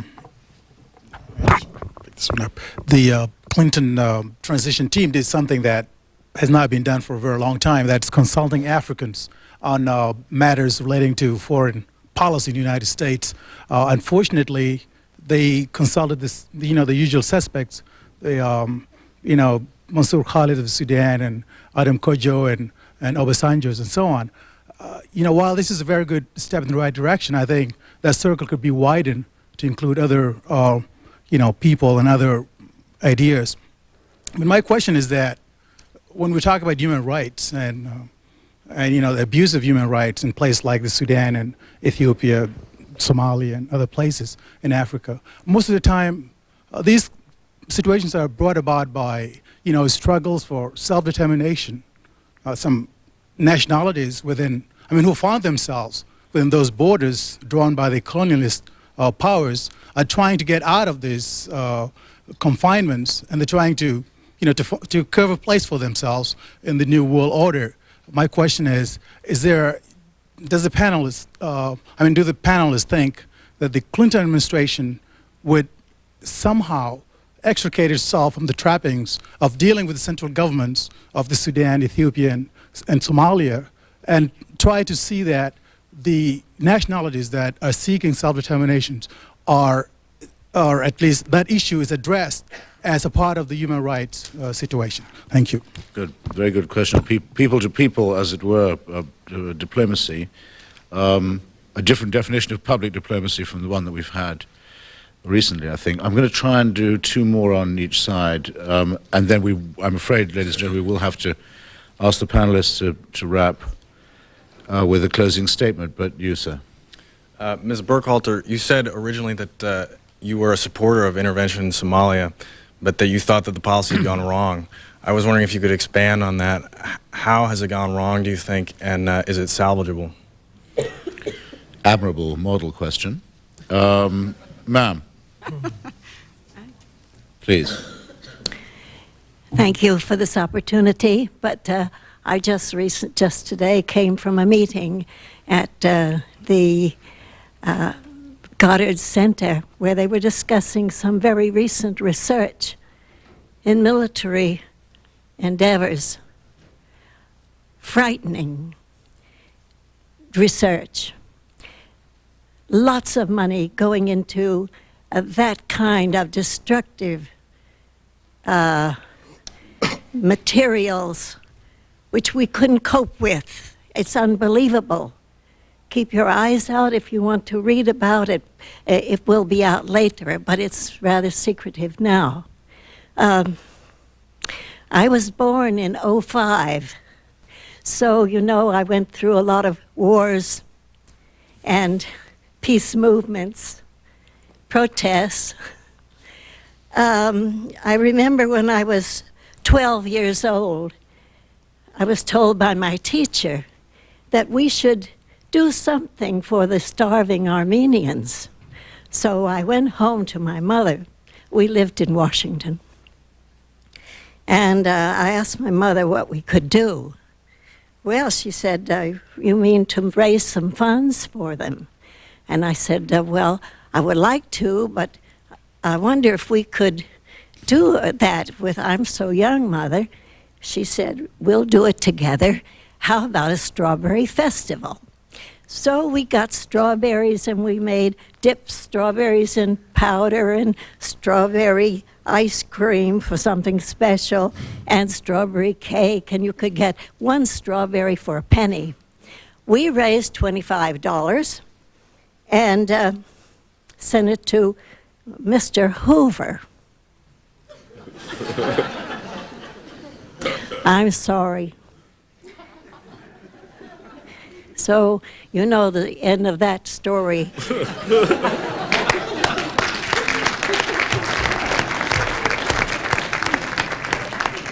Today, things are going so fast.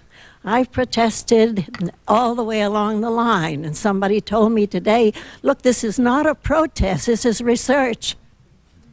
So where do we come to a middle ground there? This is research that I heard today, that we can destroy things through merely having a little a gusset, a screw on the end of a plane in the wrong place, and by George, your plane goes down from your own efforts to keep it up. If things are changing, they're changing so rapidly. And I see that one time I had space to work and to teach my little children of my own and the other children in Washington for years and years. And it was time, but still, today there is no time. It's too rapid. We've got to pin on one thing, certainly, while we try to do 100 million other things. Please keep your good health, your good spirits, be able to laugh at our damn fool mistakes, but we know we are on the right path if we have a good spirit. And don't let other things come in and crush it. And now I want to ask from a friend here, could we please have the essences, or at least that of the speeches which have preceded us at the program, and thank you for this opportunity. Thank you, ma'am. I think there are two very necessary admonitions in what was just said. One is never believe that bad as things are, they can't get worse. And the other is always be aware to whom your petition and also your check is really addressed. And I think these are lessons for life as well as politics. You, sir, and I'm afraid you'll be the last questioner, because I will then have to invite the panelists to conclude. Yes, Mr. Leo Grande, I disagree with you in asserting that the Clinton administration is hard at work in trying to find a solution to the Haitian crisis. I think more accurately, the administration is trying to cope with the crisis. And the policy of blockading the Haitians, I think, points in that direction. I do agree with you, however, that he has come to realize that the root cause of the problem is the restoration of democracy to Haiti. And I think that realization came from the relentless voices of the Haitian people, and in conjunction with the people in this country that have shown tremendous solidarity with the Haitian people. In asking the question, is a democratic foreign policy possible, I would ask the question another way. Is the American public, is the North American public ready and willing to do what is necessary to have a democratic foreign policy? As Haiti Solidarity Week approaches, I think that people in this country have an opportunity to force their elected officials to adopt a democratic foreign policy. And I think that's what the question is all about. Is the North American public ready for democratic foreign policy? Good. Well, I would like to apologize to all those who were waiting at the microphone and didn't get the chance. I would like to thank all those who did get there for their good manners and consideration. I'd like to invite all three panelists now, perhaps in reverse order, for the sake of variety, to respond as they choose to the questions that have been asked them severally and separately. And of course, I'll rely on you not to answer a question that your immediate predecessors already addressed. From that end then, Holly, would you commence? I wanted to make a comment about the question on nation versus state, and go back to my introductory remarks about this notion that somehow totalitarianism was really good for human rights because it allegedly suppressed ethnic conflicts. It did not. It fomented them. And the wave of ethnic identification and the miniaturization of the human collections is a result of nations having suppressed the development of civil society, suppressed legitimate endeavor and community endeavor at every level. And inevitably, when such circumstances exist, people seek to identify themselves another way. If the nation state does not represent them, and if it suppresses all efforts to join in communities, in labor unions, in scholarly groups, in peasant organizations, then they will identify with their ethnic group, with their family, with tribe, with clan, and that goes for Europe as well as Africa. Asia, the Middle East, Latin America. I don't have an answer to the question about nation versus state, but I would say that the miniaturization of, for example, the continent of Africa or of Bosnia is not necessarily the key to future prosperity or peace in the region, and that a different conception of state that permits, not only permits, but ensures opportunities for democratic participation is what's required, and how one gets that, I don't know. A quick word about cynicism and whether there's an opportunity to move beyond it. I recently read an article by the Heritage Foundation which called for an end to military and other kinds of aid to such Cold War allies as Mobutu of Zaire and others. Now, when the ultra-right arrives at where Human Rights Watch is on such matters, I'd say we've got a pretty healthy consensus going here. The real problem, I think, is then what do we substitute for that? And I have a fear that disengagement will not be benign but malign, and it's called throwing up your hands after you've helped to create a mess and walking away.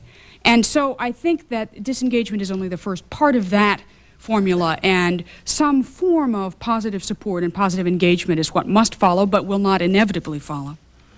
And then finally, a very quick answer to a very quick and good question about Somalia. I think that the military has actually done quite a good job in Somalia. They have been quite restrained. They sent too many people to do the job, but that is the new Pentagon, which is to avoid taking any casualties at all. You send about 100 times as many forces as you actually need to get the job done. But then the mistake in Somalia has not been really made by our military people, in my view. It's more been made by the political people. And the mistake has been to only sit down at the negotiating table, both locally and at the larger meetings in Addis Ababa, with the people that ruined Somalia. Ali Mahdi, Mohammed Aidid, Jess, Morgan, the other 4 or 5 thugs and killers who ruined the country, instead of trying to develop some kind of a national consensus by bringing forward and nurturing representatives of a far broader array of Somali society. And that wasn't the military that did that wrong. That was the people that are organizing the sort of political operations in Somalia. The U.S. has done it wrong, and the UN is going to inherit it and do it wrong as well. But that was my reference to Somalia, and I'll stop there. Thank you, Holly. You suggested we not repeat the previous questions. If possible, and bear in mind, I'm sorry, I wish I could control the running of the clock, but I don't. All right, so I'll just stick to I won't be repeating. One brother raised a question: is the North American population ready for a progressive foreign policy in relation to Haiti? My answer to that is an unequivocal yes.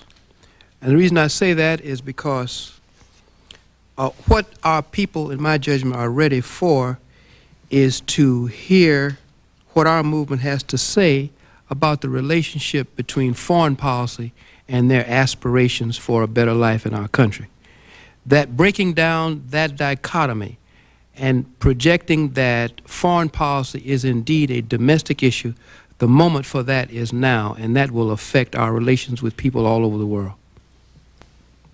Well said. Thank you. Bill, in closing. Well, 2 points, I guess, in response to the question about whether or not the Clinton administration can extricate itself from dealing with central governments. Let me say just quickly that a good ambassador and his staff deals not just with the central government, but deals also with a great variety of people, ethnic nationalities, political leaders, and so on. And I'm expecting better ambassadors from a Democratic administration. The issue,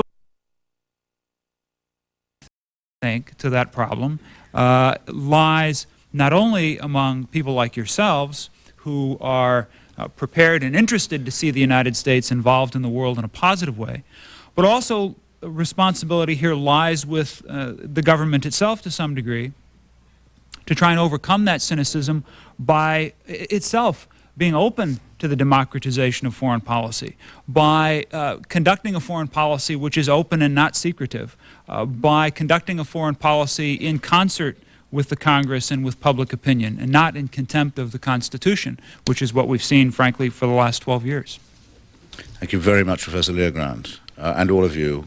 And all of you, ladies and gentlemen. I'm going to take a moment, if I may, of your time before we close.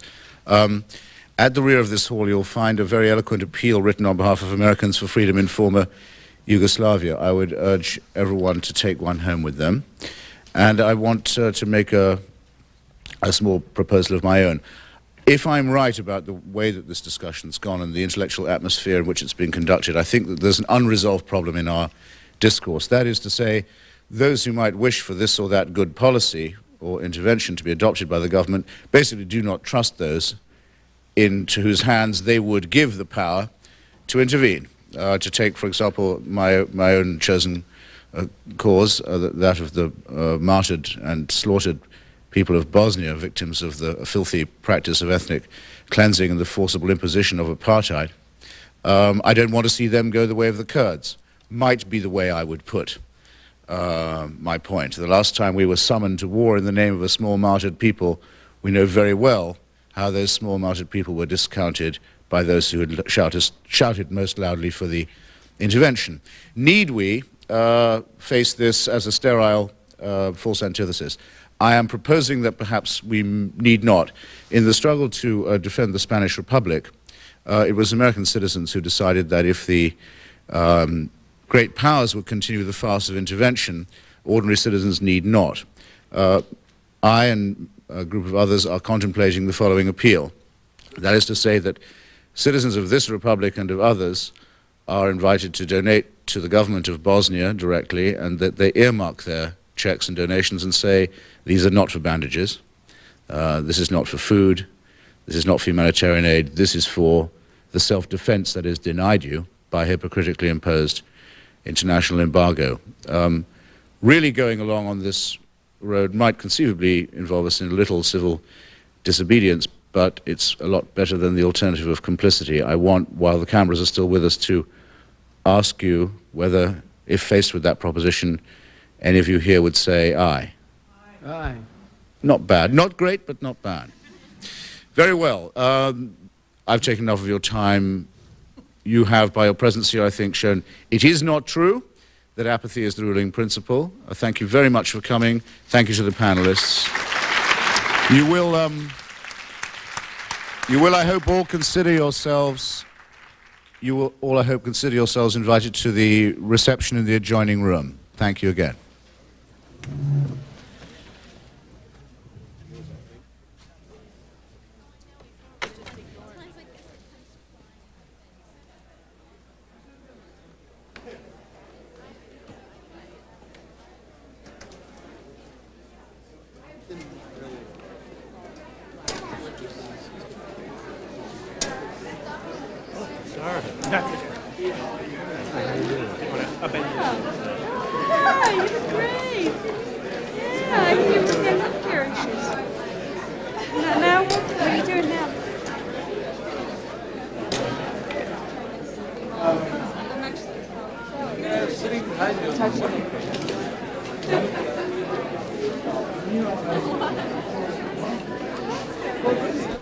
Send your comments on this event to the Institute for Policy Studies.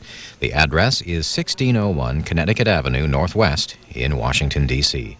The zip code is 20009.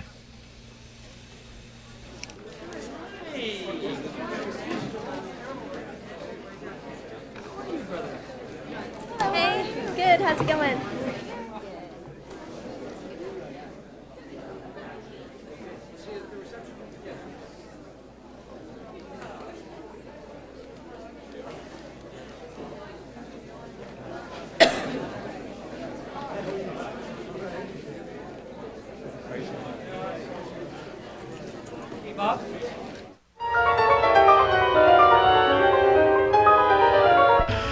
From Washington, D.C., you're tuned to C-SPAN 2, a cable satellite public affairs network. Here's a look at what's ahead on our schedule. Just ahead, we'll bring you the Senate confirmation hearing for R. James Woolsey to become Director of Central Intelligence. Then at 6:25 a.m. Eastern Time, 3:25 a.m. Pacific Time, we will bring you Tuesday's Senate debate on the Family and Medical Leave Act. Following that, at 7:10 a.m. in the East, 4:10 a.m. in the West, the Institute for Policy Studies sponsors a discussion about what they think President Bill Clinton's foreign policy agenda should be. Finally, at 9:15 a.m. Eastern Time, 6:15 a.m. Pacific Time, we will bring you live and gavel-to-gavel coverage of the day session of the United States Senate. That's what's ahead on C-SPAN 2.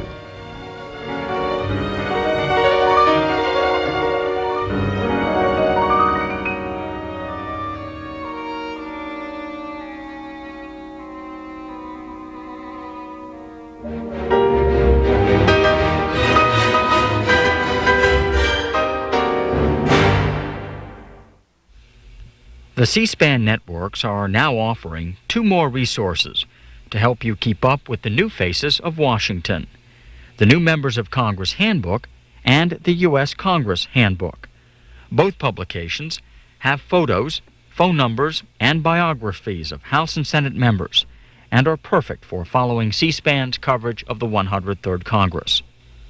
Order now by calling 1-800-523-3174 and receive your new Member's Handbook. And later in the spring, you'll get the all-new edition of the U.S. Congress Handbook.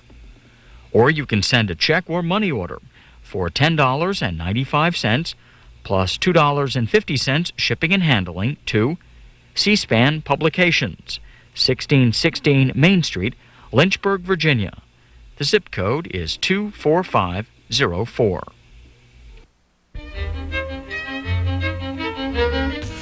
Next, it's the confirmation hearing for R. James Woolsey, Jr. to be Director of the Central Intelligence Agency. The Senate Intelligence Committee held the session on Tuesday. Mr. Woolsey is a lawyer by training and is a former Undersecretary of the Navy. He is originally from Tulsa, Oklahoma. Mr. Woolsey earned his bachelor's degree at Stanford University and was a Rhodes Scholar at Oxford University. He earned his law degree at Yale Law School. Mr. Woolsey was introduced at Tuesday's hearing by former Intelligence Committee Chairman Senator David Boren of Oklahoma.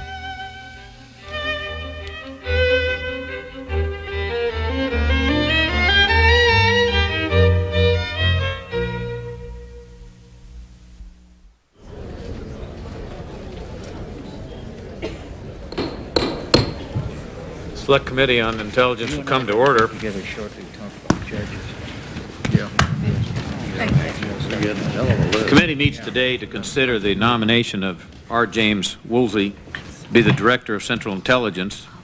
This nomination was referred to the committee on January 21st, and the nominee has since supplied answers to the committee standard questionnaire for presidential appointees and has filed his financial disclosure statement. The committee has also received a letter from Stephen D. Potts, Director of Office of Government Ethics, advising that upon confirmation by the Senate, appropriate arrangements will be put in place to ensure that the nominee is in compliance with applicable conflict of law. Without objection, I'll include all of this in the record. If confirmed by the Senate, Ms. Woolsey will be the 16th person to serve as director. Since its creation in 1946 by President Truman, the responsibility and authority of the DCI have evolved considerably since then. Indeed, the capability of U.S. intelligence is vastly larger and vastly more sophisticated than President Truman could have ever imagined. As the official responsible for coordinating these capabilities and marshaling them in support of the President and other policymakers, the DCI plays a uniquely sensitive and a uniquely important role in the government. He must support policymakers, but not become a captive of policymakers.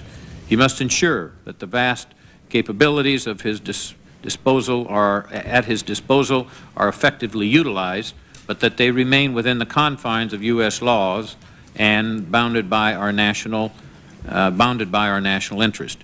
He should be prepared to take risk and yet be prudent and restrained in terms of both policy decisions and resource allocation. In short, the position demands an uncommon measure of judgment and discretion.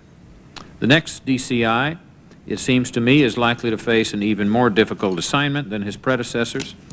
It hardly needs repeating that the world has dramatically changed. While it may have become less threatening, it has also become vastly more complicated. The end of the Cold War has unleashed nationalistic, ethnic, and religious conflicts which had been previously held in check. We now have to worry about countries and conflicts which are not on our scenes, not on our screens several years ago. intelligence community has necessarily shifted the focus of the attention. The demand for information is not abated. Indeed, they have increased. Notwithstanding the apparent appetite for intelligence, there is considerable pressure given our enormous budget deficits to do more with less, and I, for one, think it can and should be done. While the demand for information have not abated, it does seem to me there is a potential for savings if we look objectively at the means we use to collect it. In the past, we were forced to undertake costly technical programs because we were denied access to certain countries. Many of those countries are now accessible. By the same token, we developed highly sophisticated capabilities to be able to reach particular targets. And now many of these targets no longer pose a threat to us. On the other hand, because of our long fixation on the Soviet military threat, we may not have developed capabilities to give us sufficient breadth and flexibility in other parts. Because of the interest in expediting this, I'm going to submit the balance of my 3 pages in the record here so we can move on this morning, hopefully setting an example so we can get our colleagues who are here who've got many other things and listen to the nominee. I now yield to the Vice Chairman, Senator Warner. Thank you, Mr. Chairman. We welcome our distinguished former chairman appearing for us this morning. I don't know whether that's a plus or a minus. And the member of Congress and our distinguished colleague from Maryland and an old friend of Jim Woolsey.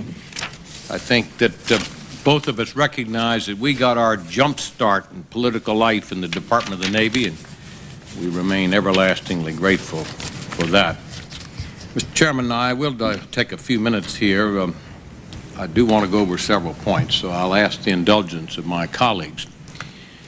First, I'd like to say that our nominee, if confirmed, and you will have my support, follows in the shoes, I think, of a very distinguished Director of Central Intelligence, Bob Gates. The man on your left, Senator from Oklahoma, was instrumental, together with others of us, in guiding through a very contentious nomination, and I'm confident that once there, in the minds of most of us, Bob Gates did a very commendable job, for which we should acknowledge this morning.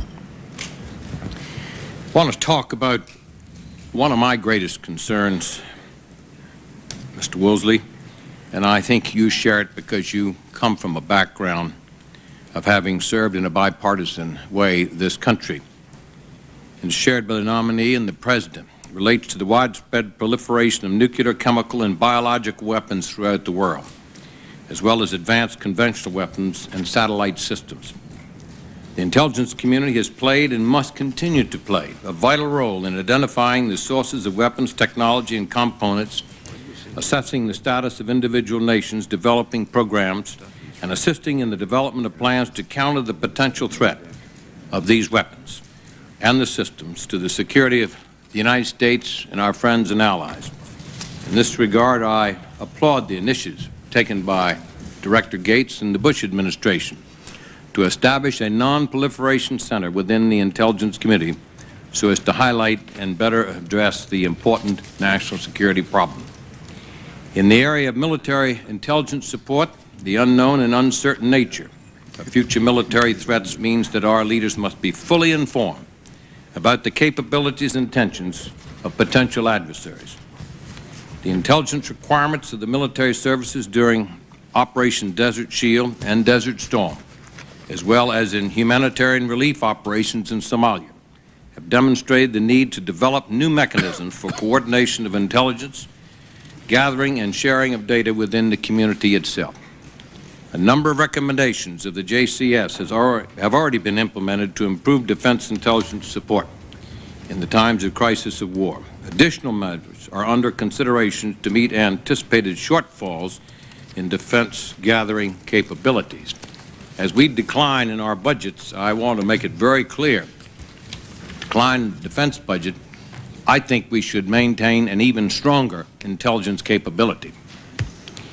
In the area of economic intelligence, there's a growing number of views that the United States should follow the lead of certain countries, primarily in Europe, that utilize their intelligence collecting for the benefit of their business and private sector. Some have even suggested that the intelligence agencies should conduct industrial espionage and provide sensitive information directly to U.S. companies. In my view, these proposals raise serious doubt about the proper role of U.S. intelligence community, as well as questions concerning the companies which would receive such information and their status as U.S. or foreign-owned companies. This legal and political issue is one in which I have a serious interest and which will require on my part, and I think, Mr. Chairman, yours and the members of this committee, a great deal of very careful study. At the same time as these new challenges must be met, the intelligence community must maintain its ability to monitor effectively all arms control treaties, whether currently in force or pending ratification by all of the parties involved. These agreements form the basis for the future potential threat scenarios, which form the basis of our overall military force planning and thus our national security posture. Some have questioned the need to maintain a significant intelligence capability in the absence of the overwhelming Soviet threat. I am not one of those who doubts the enduring value of accurate and timely information on the current status of affairs throughout the world.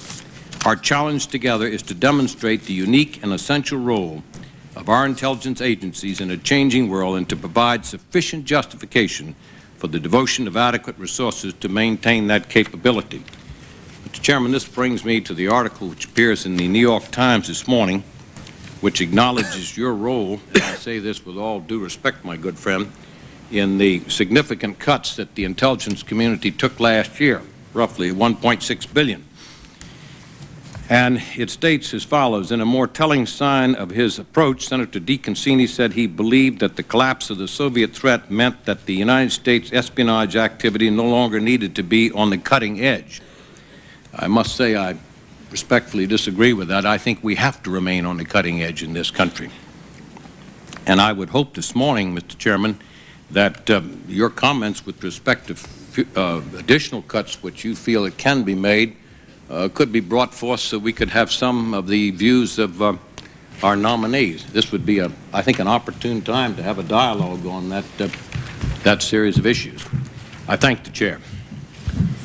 Thank you, Senator Warner. I'll be glad to debate the cutting-edge issue, and it'll have to be in a closed session because, as the Senator knows, some of these cutting edges are very expensive, and I'll be glad to pursue that with the Senator. I won't do it in public here. Senator from Ohio.